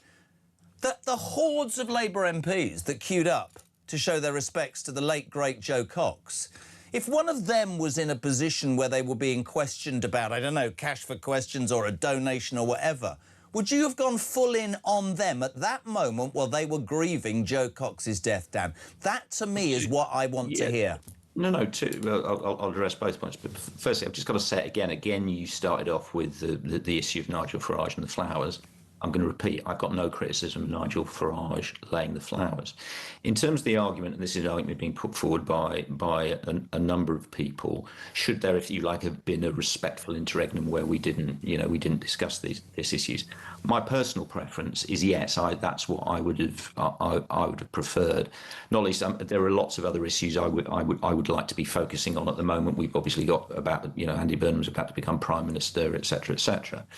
But the issue is, as I said, the linking of Anne Widdecombe's death with the Nigel Farage donation is not something that has been done by myself, my colleagues, other journalists or other politicians. It's been something that's been done directly and specifically as part of a political strategy by reform and reform politicians. So to give you an example, within a few hours of Anne Widdecombe's death, I think one of the first tweets that I received in relation to this was from a guy called Aaron Banks, who is, Aaron, he's a very close friend of Nigel Farage, a very big supporter of Nigel Farage.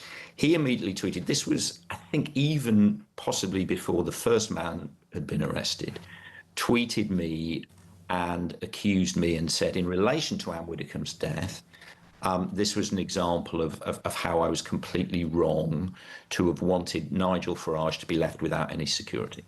So that's obviously not anything I've ever said, but that was an example very early on of how Nigel Farage's supporters and reform in general were going to take this issue and attempt to merge it with the issue of the 5 million donation. Let me give you another example. On Sunday, in response to a report, another accurate report that we ran in the Mail on Sunday about how Reform is now providing security for Reform MPs. Yep.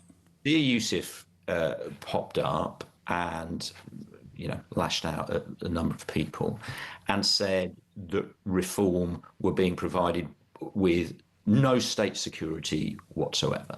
Upset the speaker, didn't it? I remember that. I read that, yeah. And attacked the speaker, saying the speaker was not interested in security. Now, as we now know, that statement was a lie. We now know that Nigel Farage, firstly, all Reform MPs are provided, as all MPs are. Did he say none at all or inadequate?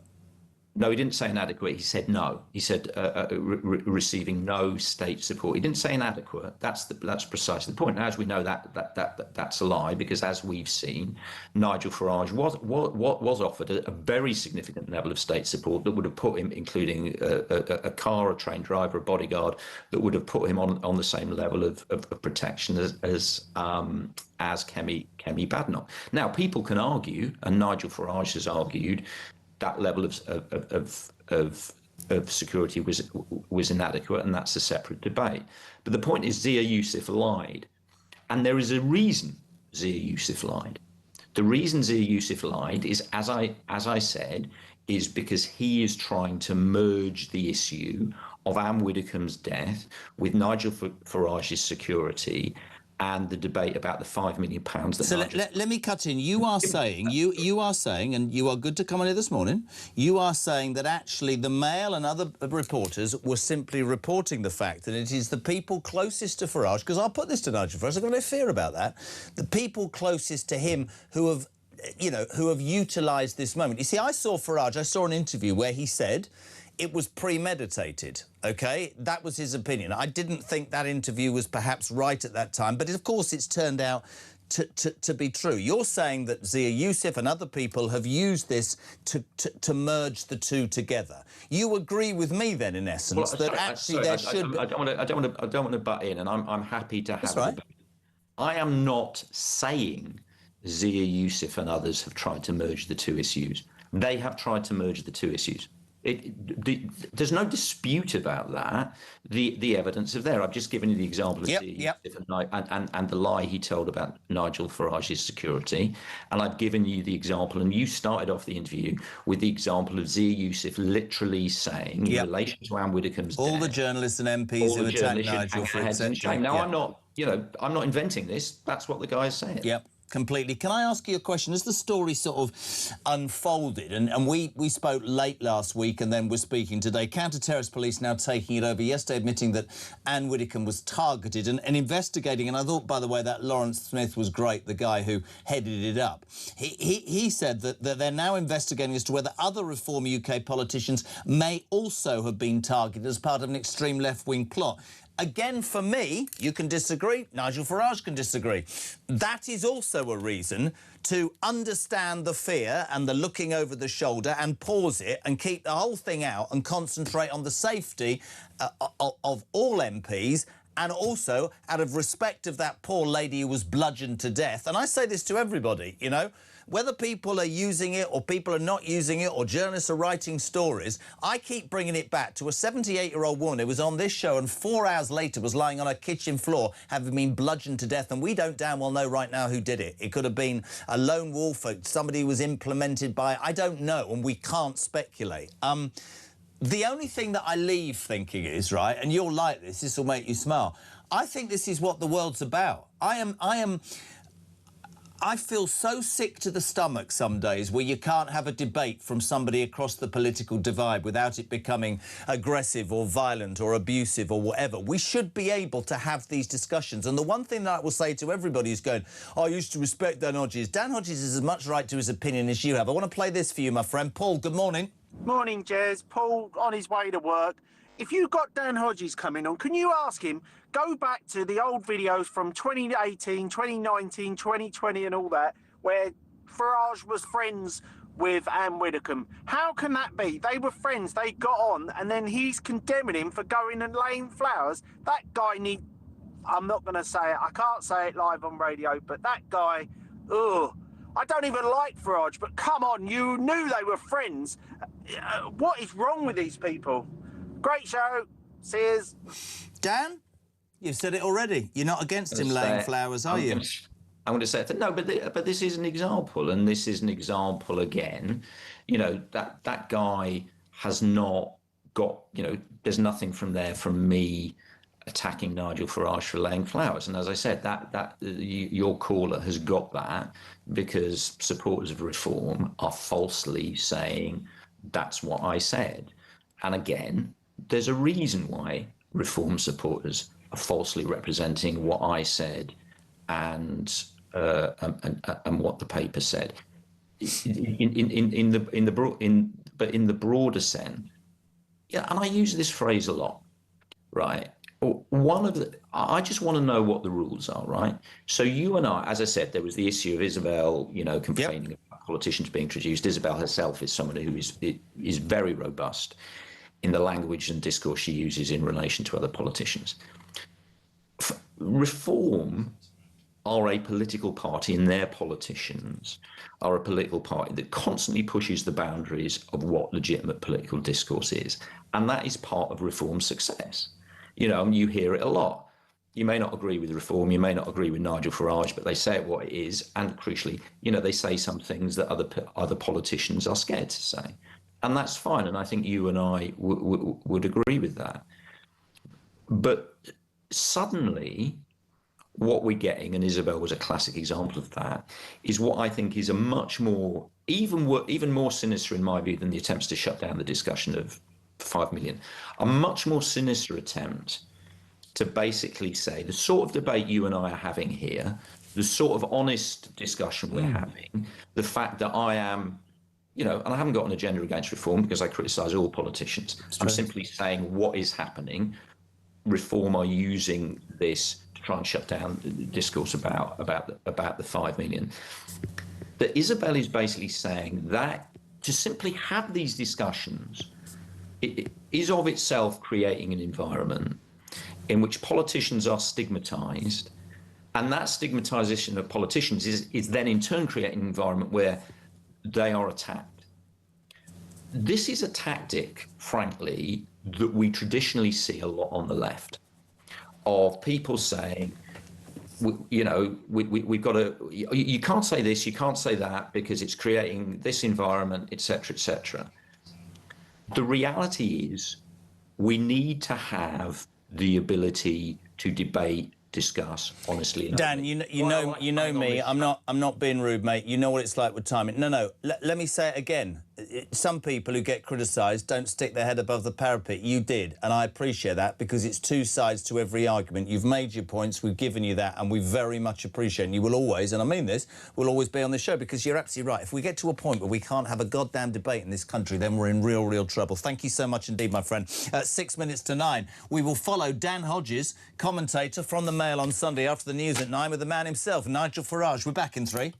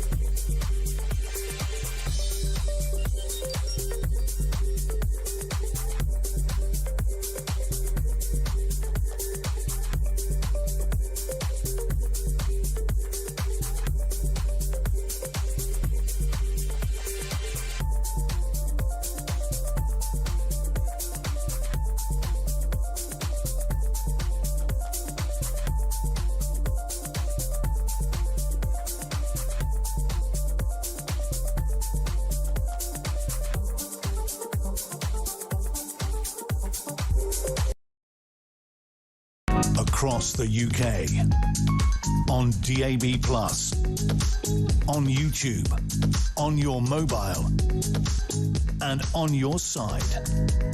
This is Talk. Welcome back. So after 9 o'clock, Nigel Farage, who has been accused of quite a lot recently, will be on the Jeremy Kyle Breakfast Show, the home of common sense. If you want to ask Nigel a question via me, 0344 499 1000, text to 87222. Let's quickly check in Sunsport. Marky, push the button. 90 minutes in 90 seconds from the Sun. A very good morning to Gary Stonehouse. Gary, Sun reporter, the back of your wonderful paper this morning, summing it up. Let's mess them up. Tonight, England, Argentina in the semi-final of the World Cup. Last night, the shock, the French, au revoir, they're out. Spain are through. Listen, we all know about the history. We've beaten them once. The referee... Listen, I just have this feeling in my guts, and I genuinely mean this. We haven't played well. We're going to win, aren't we? We're easily going to win. We've just got to make sure we look after Messi. You know, what's wrong with that? I think me and you have been drinking the same stuff, Jeremy, because I feel exactly the same. As the tournament's gone on, I'm starting to believe myself.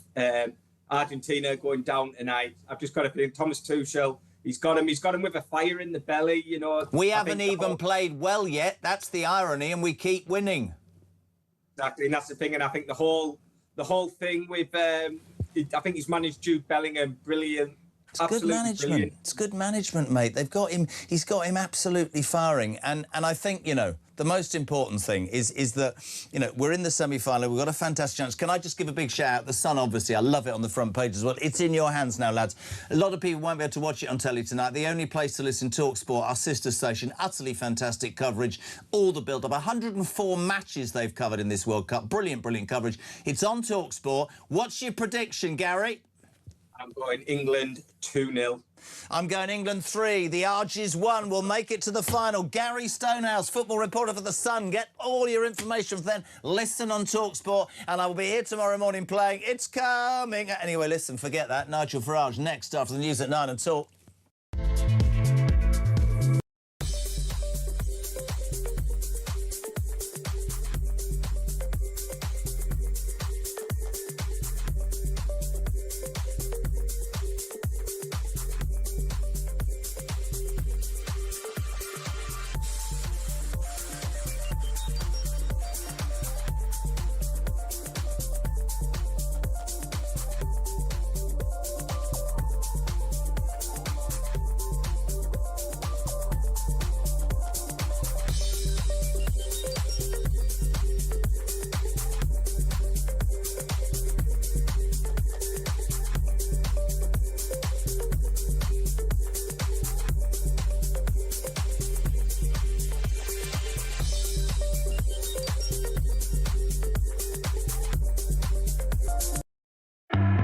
She's the best-looking world leader in my book, so I wouldn't fall out with her.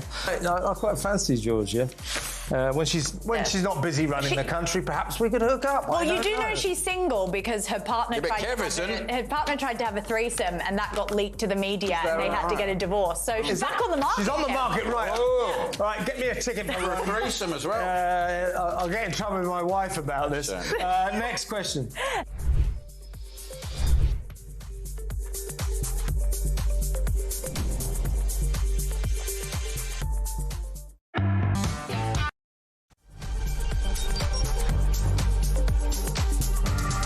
Should be the judges of my actions.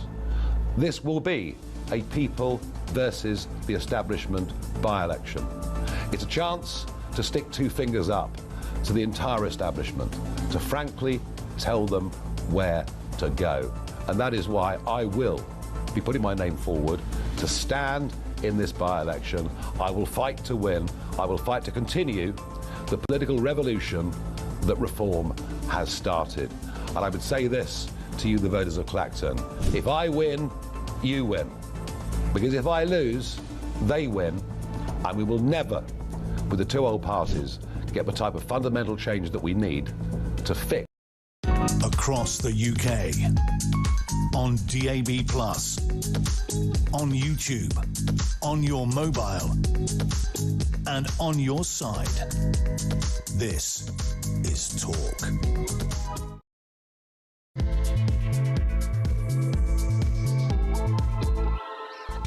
Welcome back, just gone 9 o'clock. We're live across the UK on Talk, of course, the home of common sense and where alarm clock Brits get their say on the news of the day. One of the biggest and obvious talking points right now is the callous murder of 78-year-old Anne Widdecombe last Wednesday at her home in Hayter in Devon. The political fallout from that has been astronomical. We've had criticism of Somerset and Cornwall police for saying it wasn't politically motivated. Yesterday afternoon, we discovered that counter-terror police are now involved in the investigation. They say that the late, great Anne was not only targeted, but it might be that other Reform politicians may be targeted as well. The man, the 28-year-old, is in custody. We know no more than that, but no charges. Let's cross live to Clacton now and say a very good morning to the man in the news, Nigel Farage. Good morning, sir. How are you? Good morning. Well, I'm well, but of course I'm just reflecting that this time a week ago,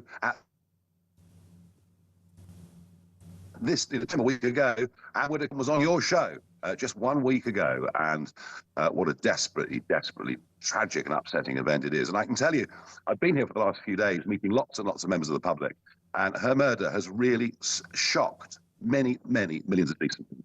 I mean, I get that feeling from doing the show, Nigel, and it is something that goes beyond politics, to be perfectly honest. But there's lots of things that I want to ask you. I don't want to talk about the by-election because that's a separate issue. I want to talk about a woman who, by all accounts, to me, was your formidable politician of yesteryear who believed in what she believed. And I thought that one of the greatest things about Anne Widdecombe was when I heard Ian Dale from LBC and from some other and Andrew Pearce saying, we're in civil partnership. She disagreed. She refused to come to the ceremonies, but she was one of our very best friends. She was old school, wasn't she? Oh, totally. I mean, yeah, truth is, she was like a frightening old headmistress at times. You know, when she had an opinion or she disagreed with you, my goodness gracious me, she let you know. And, you know, sometimes I'd answer the phone and I'd get Anne Widdecombe here and I'd sort of have to hold the phone away, you know, because I'd said something she disagreed with. But the fun thing with her was, whenever you sat down with her and had a heated debate, he always made sure that the meeting ended cordially. That it was that free speech was about the right to disagree vehemently with each other, but ultimately to respect the right of the other person to have a different point of view, which, if you think about it, is fundamental to the very principle of democracy. She was formidable in many, many ways.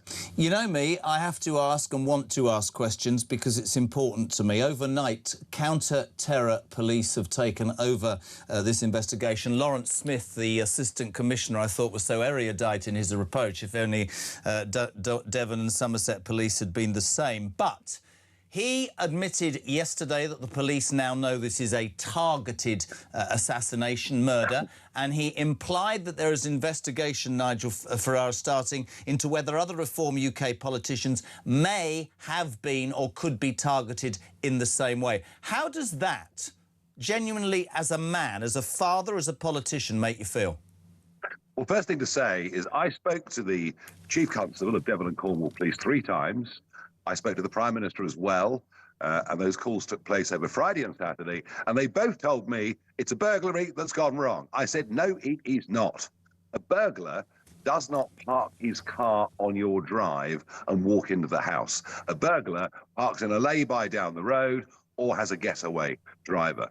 And I went to Dartmoor on Saturday and I said, I have no doubt this is a premeditated murder.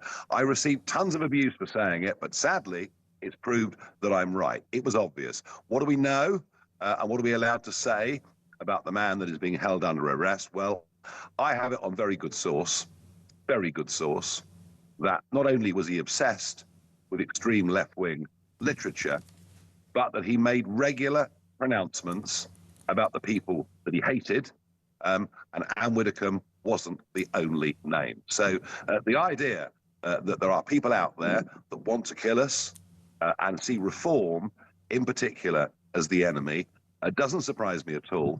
But, you know, the truth of it is, when you have the Prime Minister in his main conference speech telling the country over and over that Nigel Farage is racist, a bigot and a bad person, when you have Ed Davey, who leads the Lib Dems, saying that Nigel Farage and reform are a bigger threat to our nation than Putin or the Chinese. I mean, can you see what goes on here?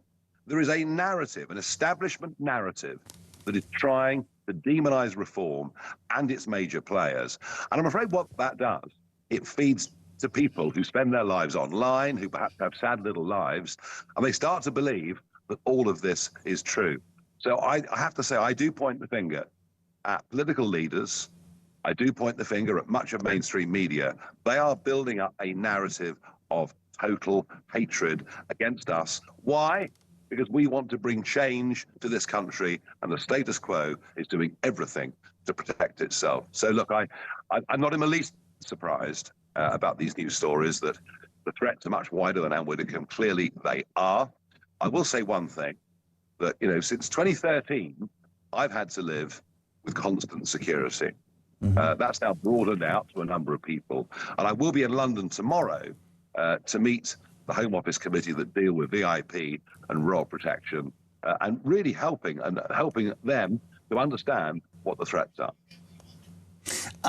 Re that meeting, Ravik, again, much written. You'd said I was offered and I didn't consider it adequate. Many journalists have said, well, it would be on the same par as Cammy Badenoch. We read in the paper this morning, Nigel, it's everywhere. 597 death threats in 12 months, 30 this term. Is it going to be enough, or do you find yourself thinking that even the government, I mean, I guess you don't know what they're going to say tomorrow, are you going to have to spend the rest of your life because of what you believe with security around you? So what happened was I was provided with a big security team, much bigger security team than Cammy Badenoch. Do you know why? Because I go out around the country and walk down high streets. I go and mix in public events. I'm surrounded by hundreds of people. I can't do that with a driver and one officer. I have to have people that go ahead, stuff out the environment. So I need more people because of my constant interaction with huge numbers of the public. And what happened last year was they cut that by 75% to the level that I simply could not have continued to operate the way that I was. And that really is part of the thinking behind the big gift that I got from Christopher Harborne. Said, look, here's the money, it's unconditional, but I understand that you're going to need this for the rest of your life because you can never trust the state to look after you. And, you know, I know that people criticize me and I'm sort of demonized over the money, but I would just say this to you. I've broken no law. I've broken no tax law. I haven't misused a penny of public money. I've claimed zero personal expenses as an MP first 2 years. And if Anne Widdecombe's death doesn't convince my critics that I need to look after myself the rest of my life, then frankly, nothing will. In terms of that, and I get that, in terms of that, do you ever, I started it with this question, I want to ask it again. Despite the Christopher Harborne gift and the furore over that and the pile-on and the fact that you've got this committee if you're re-elected and then, you know, I've had arguments on this show, it's made up of 6 people, 4 Labour, 1 Tory, 1 Liberal Democrat, they're going to wait 12 months. I've heard all the arguments, I've heard that you should have declared it. That's, to me, a separate issue. Is there no point at which Nigel Farage, father, mate, man, whatever, goes, I don't need this. I don't want to be looking over my shoulder. I asked this of Richard Tice, and he said to me, it beats so strongly in my heart, Jez, and the more barriers I get put in front makes me realise that I am actually knocking on the right door here.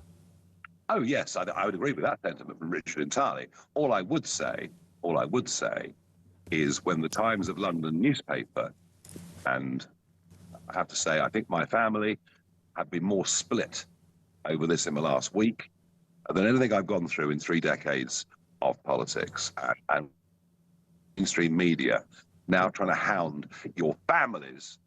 And I think the whole thing has gone way, way too far. Do your family want you to walk away, Nigel?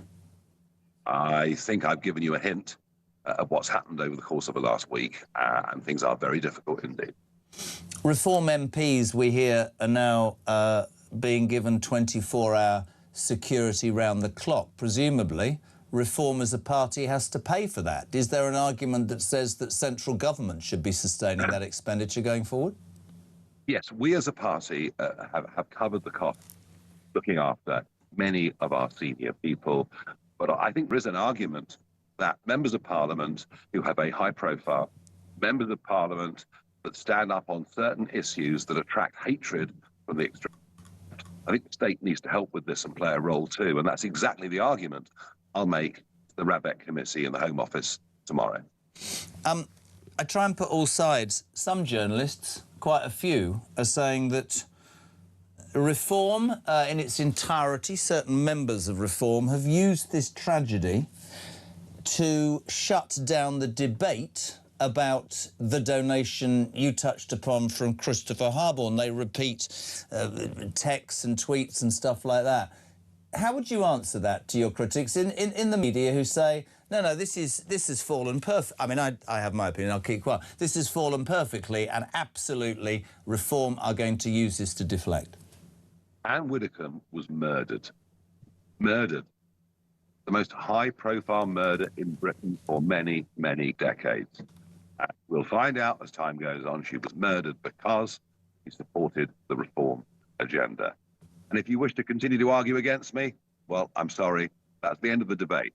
Her murder proves the great danger that I'm in and other senior Reform politicians. And it's about time they put aside their prejudices and realised that if we go on like this, we're going to finish up with nobody of any talent, any ability, or any different thinking coming into politics. And that would be a disaster for our country and a disaster for democracy.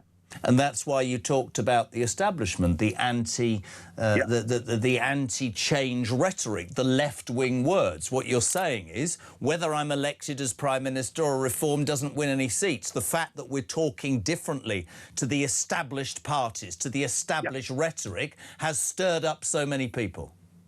Yeah, absolutely. You know, I mean, we have literally had, I didn't used to like this word, we've had a uniparty in government for many, many years. Yeah. They've all done the same thing. They've cut our defences. They've opened our borders. They've emptied our prisons.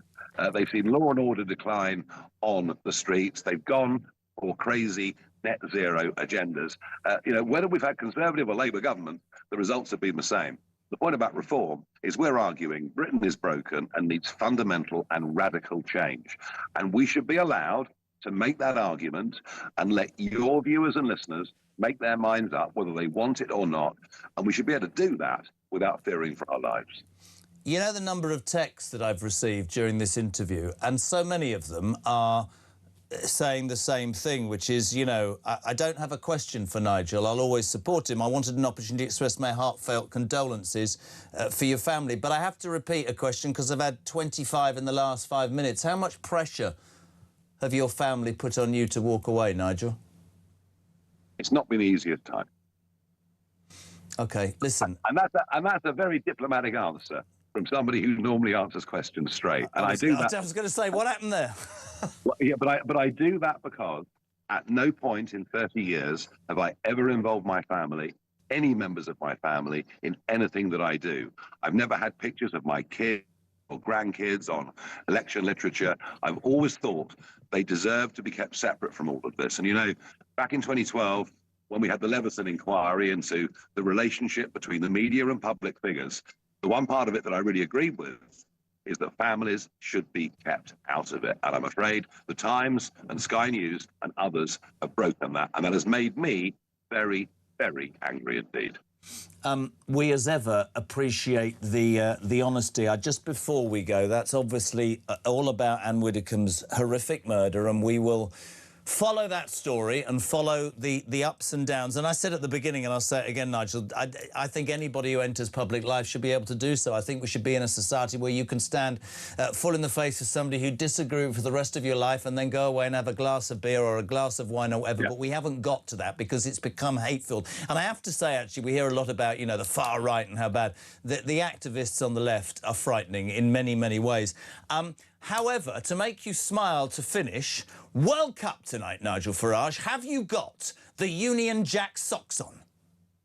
No, but I do have a Protestant George waistcoat that I should be wearing tonight in one of the local pubs here. Don't worry about that. I've no doubt that it'll get covered in beer by the end of it, but I should be sporting it and wearing it. I don't know, Jeremy. I mean, I put our chances of winning at about 40%. I'm just underplaying. I'm underplaying expectations, and I think that's not a bad thing to do. A lot will depend tonight on refereeing decisions, and it would appear thus far in this World Cup, many referees have been much on the side of Argentina. Let's hope tonight's game is fair and square. I would love us to win. I'm not getting overexcited. And look, we've got two world-class players, haven't we? I mean, Bellingham is clearly one of the great players of this tournament. Kane, a phenomenon. But the one that I'm going to be watching tonight is Morgan.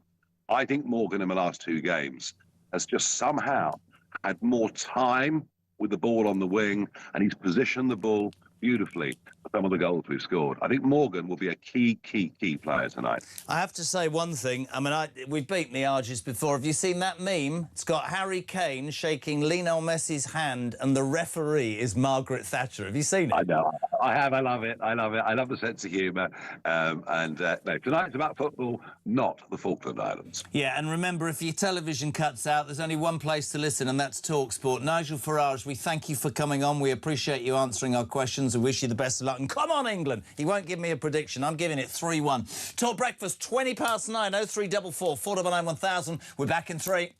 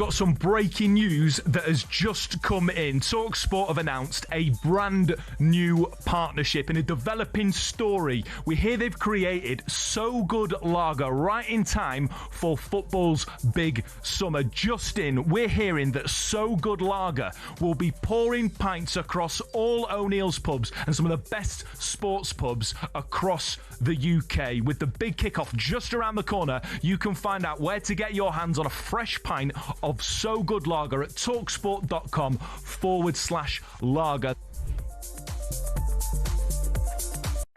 Across the UK, on DAB+, on YouTube, on your mobile, and on your side.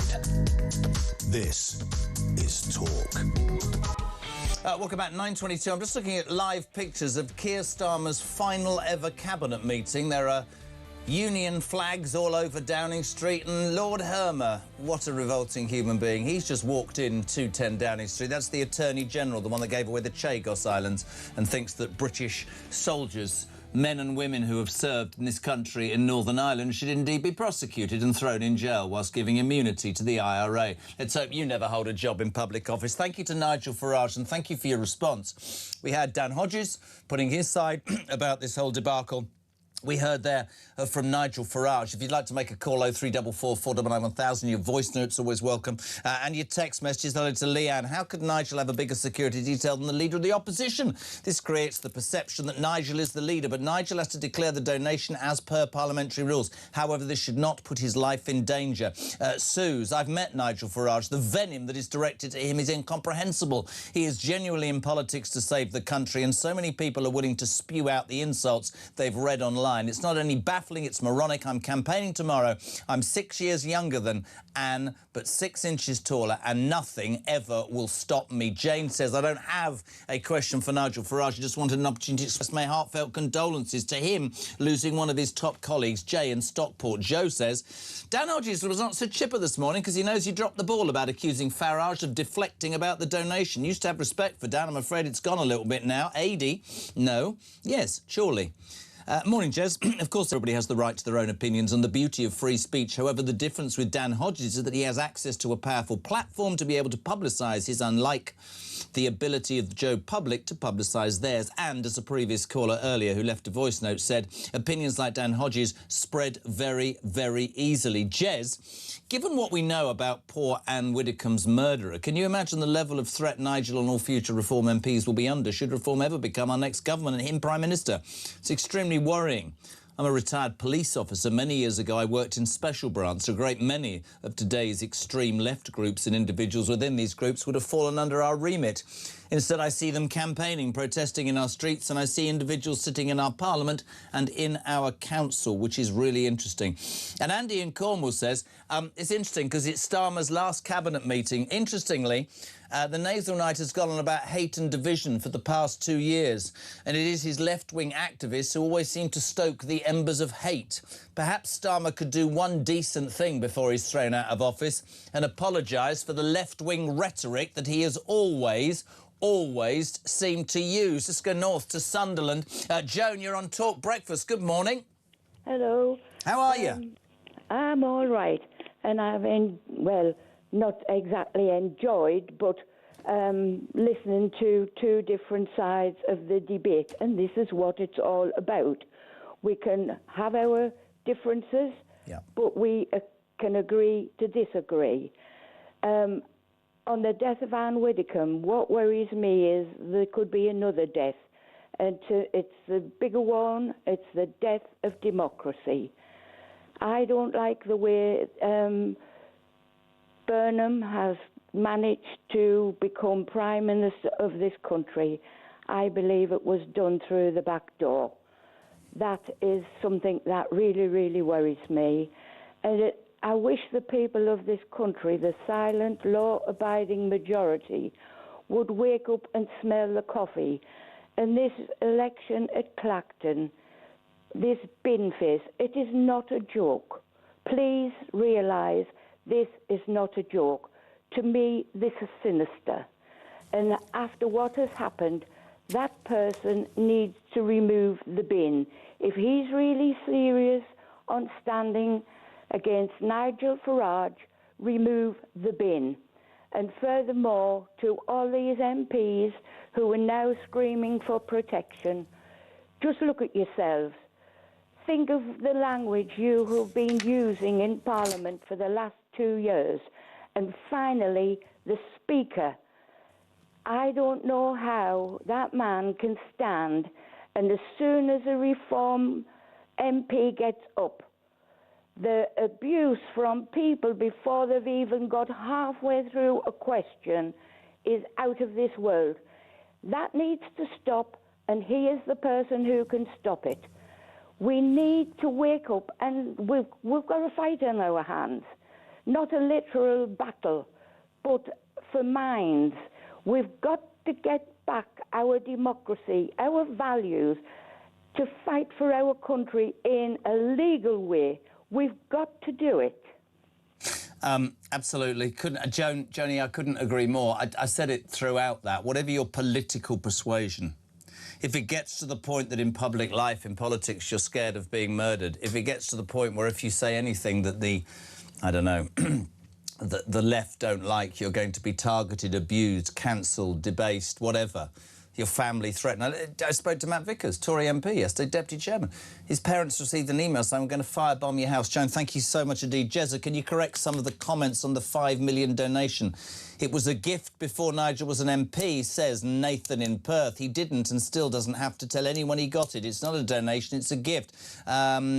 I don't know who this is. If I was Farage, I would not trust the state to supply my security. Jeremy, I'm interested, Steve, as to how the rhetoric and nastiness in the Commons shows up during PMQs today. I know it's Starmer's swan song, but surely reform should be acknowledged. Dave's in Cardiff. We need people like Nigel Farage in politics, Giles. I hope he continues and his courage is to be respected. I was a Labour supporter all my life, but am now firmly backing reform. And Nigel, he and they are the only ones who speak what many of us think, and the establishment will not accept it. Amanda, I have so much respect for Isabel and everyone at Reform. Please know the silent majority are with you and have great respect. Morning, Jez. Ruth says, I just wanted to say you can see why Nigel went off on one when they went to his daughter's house. It's absolutely ridiculous. He's only protecting his family, and with what's just happened, you can understand why. June says the far left are OK with everyone else having views, and only as long as it's the same view as them. They are shady, and it's becoming very concerning. This country is in real trouble. Steve, you could say that Burnham may not know what he's going to do. Ooh, I disagree. He knows exactly what he's going to do, and I don't reckon it's going to be anything good. Just my opinion. That, of course, is Andy Burnham, who's 123 hours away from becoming the most powerful politician in the country, the Prime Minister. Yesterday, Labour refused a Tory demand that they come back next Monday instead of go on holiday on Thursday and give the new Prime Minister a chance to speak to the House of Commons, to the people that we elected to represent us. No, he's going on holiday for 6 weeks, so he will not speak to anybody in the Commons before September the 1st. Appalling. Joe, good morning. Hi, Jeremy. I'm getting very confused about your interview with this reporter and him mentioning them trying to merge the two issues with the £5 million donation that they've always said was for his protection and security, and now one of their party or members being killed. I see no connection at all. Do you? Because I'm struggling to see the connection between £5 million that you want for security and one of your members being killed. I can't see it at all. I don't understand why they would possibly consider merging that. No idea at all. Here at Talk, we're giving you the chance to win a massive £26,000. The question is, what would you do with all that money? I don't know. We've got a wedding. I would buy a camper van. Probably just like clothes, yeah. Got on a big holiday. Emigrate. So if you fancy getting your hands on £26,000 tax-free, here's all the details you need to enter. For your chance to win, visit talk.tv/win or text TALK to 83338 by 6 p.m. on the 20th of July 2026. Texts cost £2.50 plus your standard network rate. Or send your name and number by post to Comp 1 PO Box 3190, Colchester CO2 8GP. To arrive by midnight on the 23rd of July 2026. 18 plus, UK residents only. So for your chance to win, text TALK to 83338 now. This is a network promotion. Full T's and C's at talk.tv/win.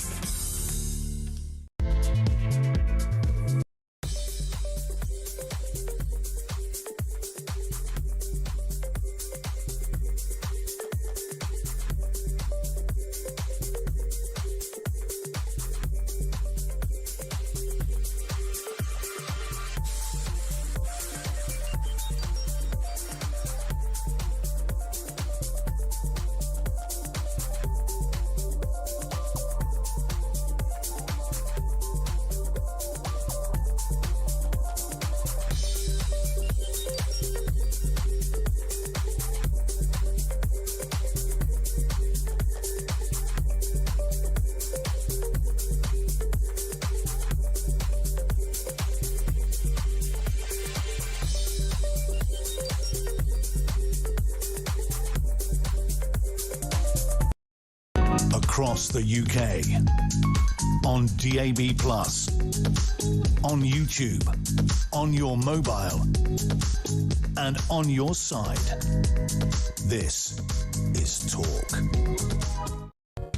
So we're lining up on Talk today. The excellent Duncan Barks. He does and he talks. He's brilliant. He's here from 10 o'clock. Duncan Barks in for 10. 1 o'clock, Ian Collins, the Housewife's Choice. And from 4 o'clock, you heard it, Kevin O'Sullivan sounding great on Drive. Jez, the elephant in the room is how many left-wing politicians get death threats from the right in ratio to the violent left threatening right-wing politicians, says Steve in Sussex. Ian Grant, good morning. One thought, how much better would this country have been if Anne Widdecombe had indeed been the Prime Minister? Jez, I appreciate your endeavours to be fair, but even now we keep hearing from the Tories on Talk behaving as if the past 14 years of dismal government was a mirage. 10 billion wasted on inadequate PPE as announced yesterday. Many examples of corruption. A health secretary too busy romancing in his office, a Prime Minister too timid to take the action needed, breaking laws he brought in himself. They think they're recovering simply because Badenoch is good at Prime Minister's question time, but in my mind all they do is copy reform policies. Sorry, they have had their chance more than once and never again. Whatever the criticism of Farage, neither of the uniparties can hold their heads up. Leon's in Accrington. Morning, Leon. I loved Anne Widdecombe. Jeremy, I'm gay. She didn't agree with us, but she was entitled to her opinion, and she was a lovely lady, and I have no bad words about her, and I will miss her. Lovely. Dale in Halifax. Hi, guys. The left wasn't so hateful 14 years ago, so why are they now? R.I.P. Anne Widdecombe, an amazing lady. Cliff is in Berkshire. I feel the left have lost the ability to debate. My biggest worry is that should reform win the next government, will the country be ungovernable? The public sector, the civil service, the media will all be agitating and, in my opinion, could be in danger of descending into anarchy. Don't be ridiculous. Good morning, JK. Dan Hodges has been leading a pylon against Nigel Farage and Reform for days, claiming that Nigel was using the horrific death of Anne Widdecombe to deflect attention from the financial allegations of the past few months. Hodges is a hypocrite, as he has also been driving narratives of the financial allegations against Nigel to deflect attention from his poster boy, Andy Burnham, so that he's not held to account by the electorate before becoming Prime Minister. There's quite a few texts saying that. Morning, Jess. Can we call Andy Burnham Andy Burden? Seems to have been burdened with the amount of bleeding choice. This is interesting as well. Joanna from Salisbury. How do you think the markets are going to react to no Prime Minister till September? No direction. Or will it show the civil service are the ones who are running the country? Yeah, absolutely. And this one's anonymous. Burnham equals Starmer 2.0. Let's go to Lindsay in Kent. Morning, Lindsay. Morning, Jeremy. Oh, my God, that's an awful line. Can you move your mouth back from the thing? Can't hear you. Sound like you're swallowing it. Hello? Hello? Now. Hello. Yeah, that's better, love. Right, what do you want to say? I saw the interview with Dan Hodges, and of course he avoided questions, and you let him speak, but he's a journalist, and I thought they actually reported mostly on facts and not opinions, and he's getting paid for some very, very, very bad opinions on Nigel. I mean, maybe you disagree with me. Some ardent sort of reformers are ringing me up saying, why would you have Hodges on? The same as I had Nigel on to answer, who did answer. And that for me, right, is really important. Are you a Nigel Farage supporter, Lindsay? I am. I used to be Conservative, but now they've joined the Union Party with Labour. I've been Reform since probably 2.5 years now. Do you, or have you, I'm not trying to be personal, has it affected your support for Reform, the allegations about this donation to Nigel Farage, or do you... No. Not at all? No, definitely nothing. No, definitely not. Very interesting. Thank you very much indeed. Let's go to Robert. Robert's in, I can't see it, Hertfordshire. Robert, good morning. Good morning, Jezza. I am a member of Reform, but I'm not necessarily a Nigel Farage supporter. I never have thought that he was right-wing enough. He's like a watered-down version of what we should really have. However, I felt sorry for him today, and I can see that he hasn't got along. I don't think that he's got along. The only way normal people can get out of this is that all the right-wing parties, for once now, put their differences behind them, Rupert Lowe and Ben Habib, and come together. It's the only way we can do it, because the left, I can't believe how much of a grip on this country the left have had in 2 years.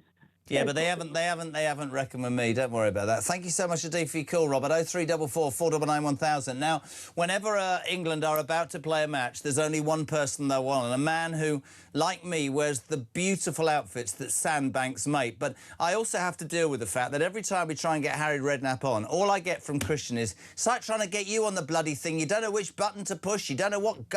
So I don't know whether he's there, but let's do it. 3, 2, 1, Harry... He's there in a Sandbanks top! A miracle has happened, Jeremy. I'm on. Oh, morning, me old son. How are you? Yeah, good. All good, mate. No problems. Nice top. Right, listen. So you're the ex-manager who we all know should have been the England manager. I'm just going to give you my little synopsis, and you can tell me I'm talking crap. I don't think we've played well at all yet. I keep watching these matches, Harry, and thinking... something's happening here, whether it's hitting a wire or a goal bit. I just don't know. I would love us to hit top stride. I was shocked that France went out, but listen, it's all... I mean, we can win tonight, can't we? I'm thinking 3-1. Don't tell me you're worried. I think it's going to be tight, Jeremy. I can see extra time. I can see penalties. It's going to be a long... I think it's going to be a long night. Do you? And I wasn't surprised last night. I must admit, Spain beating France didn't surprise me. They are European champions, and they were very good last night, Spain. They showed the form that they showed when they beat us in the Euros. But tonight, no, I've got a feeling it's going to be another one of those penalty shootouts. No, I can't. If it's a penalty shootout, I can't. I won't be able to handle it. Then I won't be able to sleep. Then I won't be able to do this. Then I'm going to get depressed. Then I'm going to have to go to rehab. Can't we just bloody well win it in 90 minutes, Harry? Come on. We're going to win it, but it'll be penalties. You do think we'll win it? You do think we'll win it, right? Yeah, I do. I think we're... Yeah, I can't see them beating us. I think we're... I think we look very... You know... We look okay. We haven't played great. You're dead right. But you know, sometimes you get a feeling it's your time, and you know, we've had better teams than this in the past and not won it. Maybe this team. You know, my old chairman once said to me, obviously, it's better to be lucky than good. And I think at the moment we're okay, but we're having a bit of luck, and long may it last. It's interesting, isn't it? Because, you know, TalkSport, of course, the best place to listen, by the way. If you can't watch tonight on the telly, just TalkSport, the best station in the land for sport. But I just... when I say I haven't worried, something always seems to have happened. And I haven't, apart from that second half against Croatia, I haven't seen free-flowing football. It's been, you know, putting the... I mean, you know, Dan Burn, that amazing 10-minute cameo against Mexico. There just seems to be a spirit, which, you're right, you look back at what I call the old, you know, the Spice Boys, as I call them. Your boy was there, and we had Beckham, and we had... they were all there, weren't they? They were all brilliant. And, in fact, it never gelled together. We had Gerrard, we had Scholes, we had Lampard, we had Redknapp, we had... And this lot, I mean, Jude Bellingham, world-class, Declan, just amazing. But there's no... I mean, there's Bellingham and Kane, but it's not 11 superstars, is it? No, I mean, we've relied a little bit, haven't we? Bellingham and Kane, that's where, you know, they've done all the goal scoring, and they've took all the... hit the headlines, really. They've been our star men, for sure. But, you know, every team's... Yeah, you get that in a team. Well, Messi's been the man of the game for Argentina. So you'd always have one or two standout players, and then the rest of them are...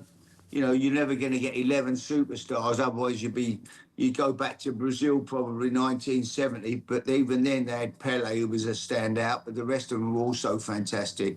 But this team, listen, we keep getting the job done. That's the main thing. And if we can continue to do that, we'll go all the way and win it. But it's not going to be easy. 2 tough games to win it. Argentina, and if we beat them, Spain will be a tough game as well. Tuchel interests me. After that sort of victory the other day, and he got a lot of criticism. After that game, he was it's not good enough, it's sloppy. And then, of course, there was the Bellingham moment in the tunnel with Gabriel Clark saying, you know, well, he doesn't know what it's like to run around. I think Tuchel's been a genius with Bellingham. And at the beginning of the tournament, he was saying, you know, he dropped him, you're going to have to prove yourself. He's got the most astonishing response out of the kid. I think he's probably quite a good man-manager. I don't know if you'd agree with that, but he's got them firing, and he seems to do the right things at the right moment, doesn't he? Yeah, I mean, at the moment, it's going great. And listen, I liked him coming out saying we've not been great, but, you know, we have to do better. He's telling that, you know, it's better than having a manager keep coming out saying we were fantastic when we weren't. So he told it as it was. You know, he was straight about his opinion on how he played. And Bellingham, listen, Bellingham is very, very powerful now, isn't he? He stepped up another level during this World Cup. He'll say what he thinks, and he's not bothered, really, is he? No one. He's almost untouchable. So that was. They both had their opinions, and we move on. And tonight, as I say, they'll both be doing everything in their power to make sure we get the win we need. Now, most of us of my age would have always said you know this. You should have been the England manager. So I want a little scenario, right? So tonight you are the England manager because you got to remember, you got to go a bit far back and remember when you were a manager. So if you've forgotten, don't worry. What's your message, Harry? You got the 11 sat in front of you tonight. You got your England Sam Banks top on. What are you saying to them, seriously? How are they playing the game? I would say, lads, come on, why haven't you got your Sandbanks tops on? You know, come on, play the game. We'll give you a right few quid to wear them. You should be wearing them. Would you have them tight? Would you have them playing free-flowing football? Are you cagey? What are you looking at? No, tonight, let's get at them. You know, lots of movement. They're two centre-halves, both playing England. They're both on the edge all the time. Romero, Martinez, I mean, they're definitely candidates for a booking or a red card, aren't they? They're good players, but they've got nasty, nasty streets in them. That's true. Get them at it, get a yellow card early. You know, I can see one of them getting a red card tonight. Does Saka in your team replace Madueke, who I'm not being disrespectful to me, and I'm not a football connoisseur like you, can go past a man but can't cross it for love nor money, it seems? Well, his final ball lets him down. Yeah, he's got that ability, and Saka does deliver the ball. I'm with Saka tonight for sure. I'd be starting him tonight. I'd rather have 60 minutes from him and then bring on somebody rather than wait 45 minutes. Anthony Gordon's done great. It's really exciting. So, a prediction from you is penalties. Yeah. Oh God, man. I see a draw. No. I see a draw. I see extra time. No, we're winning 3-1, Harry Redknapp. Let's hope you're right. I really could do without the penalties, but... So where are you watching it? Is Sandra in charge tonight, or are you going down the pub in your England... No, I'm sitting at home on my own. Sandra will be watching, I don't know, EastEnders or Coronation Street. Will she not watch it with you? Will she not watch it with you? She'll drift in and out. Yeah. You probably adhere to the same theory that my old man, who's no longer here, adhered to. I said to him after my mother sadly passed, how'd you last 60 years? He said, I stopped bloody listening after 6 months. No, Sandra will come in with a nice cup of tea for me and some biscuits during the game. And what's the favourite Redknapp biscuit? You're doing all right, Sandra. Don't quick go away in case you bog us. Yeah, go away, Sandra. What's the favourite Harry Redknapp dunkable biscuit then? What is it? Oh, nice. I like a nice chocolate biscuit or a rich tea biscuit I love biscuits, really. Nice cup of tea and a big plate of biscuits. I'm happy, Jeremy, you know. Good man. Well, listen, we love having you on. We're going to go through the same. I'll be sat on a sofa with young Henry. We'll be probably FaceTiming women whilst eating a curry and drinking a beer, going, England are rubbish, because that's what 17-year-olds do. But listen, we all hope, and we love having you on. And, yeah, I think we should start a campaign. The England team should wear Sam Banks shirts. Harry Redknapp, you're a legend. Enjoy tonight. Enjoy your biscuits. Trevor, good morning. Good morning, Jeremy. Really looking forward to tonight's game. Just a quick question.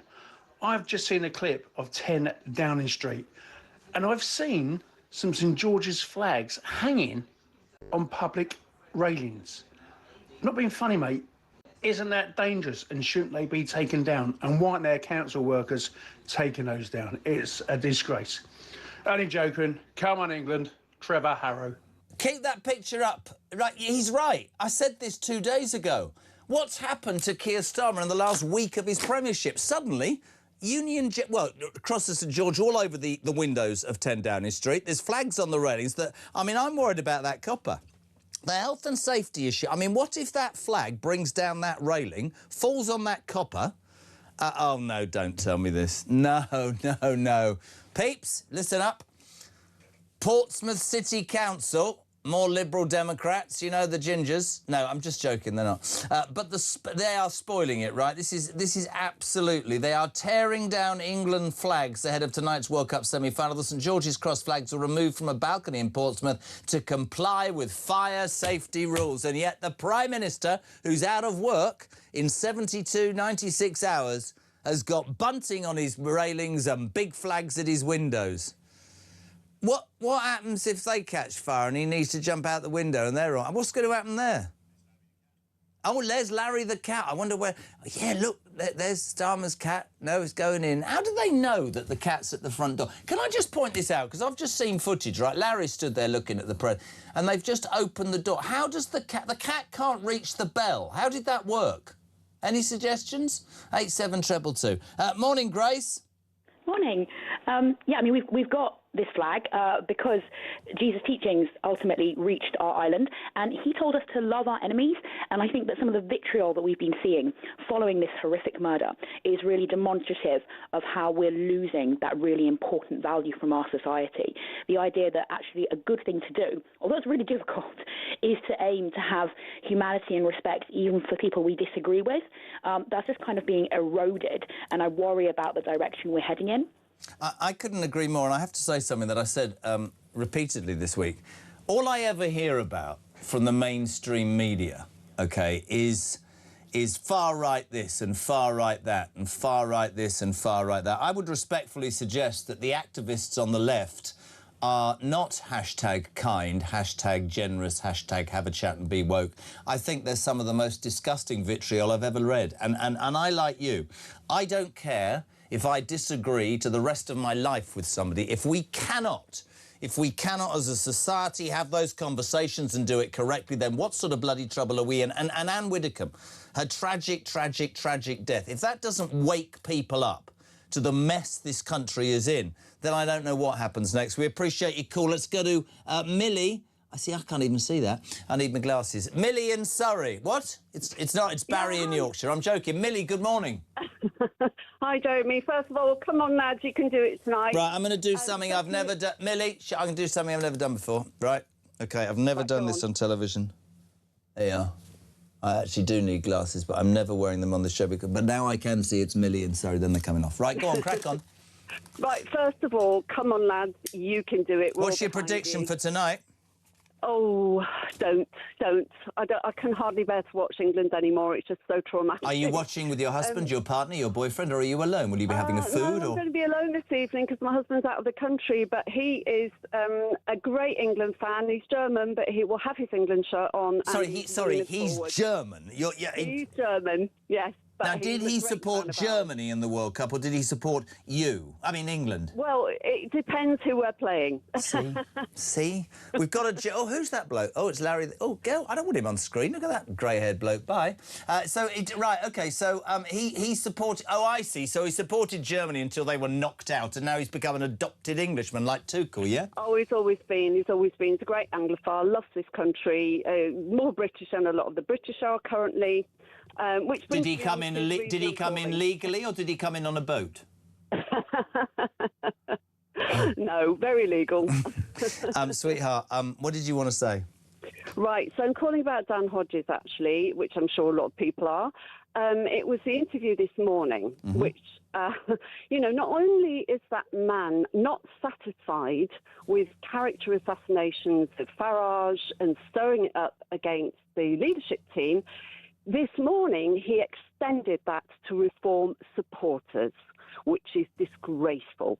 Now, somebody calls up, not a fan of Farage, but he was criticising Hodges, thinking that he can ascribe motives to people's actions. What a mind reader. And then he said, Reform supporters are saying this, and Reform supporters are doing that. That is not on. OK? You can criticise the leadership, that's fine. Criticise what's going on in Parliament, that's fine. Stop stirring up against Reform supporters because it's irresponsible and dangerous. Do you worry, does the furore over Nigel Farage's donation stop you supporting him? No, I'm very critical of that whole issue, like a lot of people are, and if he's got questions to answer, then he has to answer them. But that is quite a separate thing. It's been conflated with the demonisation of Farage, the demonisation of the party, and any kind of perceived wrongdoing. Let's not say that it is. This is perceived wrongdoing. It's seized upon. Millie, don't think me rude, darling. I have to go. I thank you so much. This, my friends, is what Nigel told me earlier about the death of his colleague, Anne Widdecombe, of course, and friend, and the security fears he has for himself. Anne Widdecombe was murdered. Murdered. The most high-profile murder in Britain for many, many decades. We'll find out as time goes on. She was murdered because he supported the reform agenda. And if you wish to continue to argue against me, well, I'm sorry. That's the end of the debate. Her murder proves the great danger that I'm in and other senior reform politicians. And it's about time they put aside their prejudices and realised that if we go on like this, we're going to finish up with nobody of any talent, any ability, or any different thinking coming into politics. And that would be a disaster for our country and a disaster for democracy. And that's why you talked about the establishment, the anti-change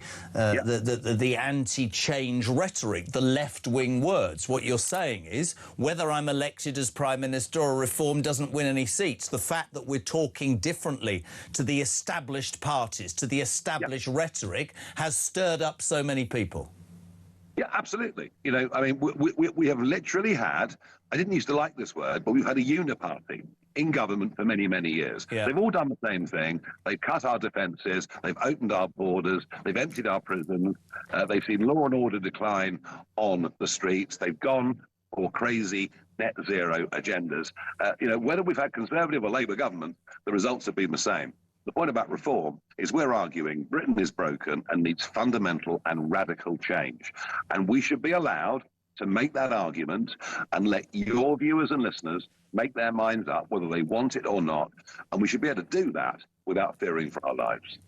You know the number of texts that I've received during this interview, and so many of them are saying the same thing, which is, you know, I don't have a question for Nigel. I'll always support him. I wanted an opportunity to express my heartfelt condolences for your family. But I have to repeat a question because I've had 25 in the last 5 minutes. How much pressure have your family put on you to walk away, Nigel? It's not been the easiest time. OK, listen. And that's a very diplomatic answer from somebody who normally answers questions straight. At no point in 30 years have I ever involved my family, any members of my family, in anything that I do.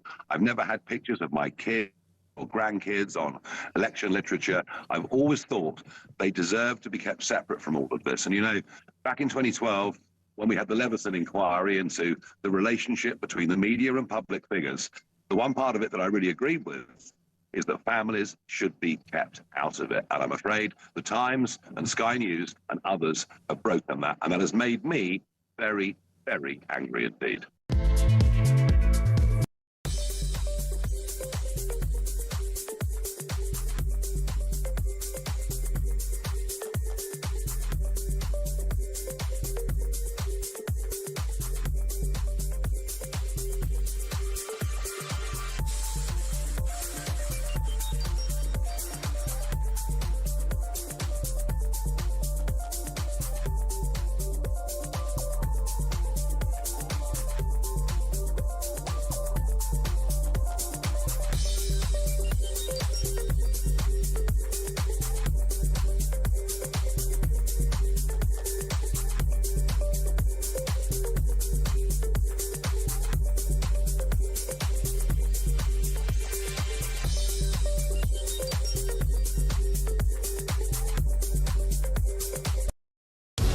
I've thought about it hard, and I've decided today I will resign as a Member of Parliament for Clacton-on-Sea, thereby forcing a by-election.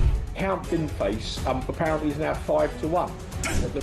Brilliant. You know, so look, I mean, you know, if I were being flippant, I'd say Count Finface's campaign is now well and truly up and running, and Reform are struggling to put a lid on it. Let me be absolutely clear. I have done nothing wrong. I have not broken the law. Across the UK, on DAB+, on YouTube, on your mobile, and on your side. This is Talk. Welcome back. What is it, 2.5 minutes to 10 o'clock? Thank you to the wonderful team, to Christian, to Mark, to Nehar, to G-Spot, and to the work experience girl, whose name I have no idea, but well done anyway. G-Spot? Yes, he's called G-Spot because we can never find him. It's never where you want him to be. Ask for a cup of tea at R4. After all these years, Jezza, you still can't find it. There you go, DB. I just said to Duncan Barks, are you watching the... Is that... Oh, I'm not sure what I should do tonight. You got the pub, or you got home with the curry and red wine? I'm doing the curry and the red wine. I think I'm going to lean towards that, and I'll tell you why, because after about 30 years of being in studios with headphones on, if I'm in a really busy room, right, sometimes I struggle to hear stuff properly. I don't know if you have the same. What? Hello? So, did you see what I did there? I did. Yeah. Yeah. England are going to win 3-1. We've beaten the Argies before. You think 3-1? 3-1. I think 2-1. Do you? Yeah. Harry Redknapp's gone and told me it'll be on penalties, which has depressed me. Anyway, there we go. Ooh. DB, what you got? There's an interesting... We got a load of stuff going on. Sounding we've got, great. Prime Minister's questions. Starmer's last one today at midday. That'll be interesting. We'll take that live. Do you think he'll tell a joke? Because suddenly he's got flags up, by the way. Problem is, you can never tell who's actually telling a joke, can you? No. We've got the Reform UK press conference at 10:30. We'll take that live on the show. And, yeah, there's a lot of stuff going on. Junk food advertising outdoors to be banned. That's been suggested. Why? Social media midnight curfew for teens aged 16 and 17. Voluntary, yeah, they're going to listen, aren't they? And a government quango has called for rural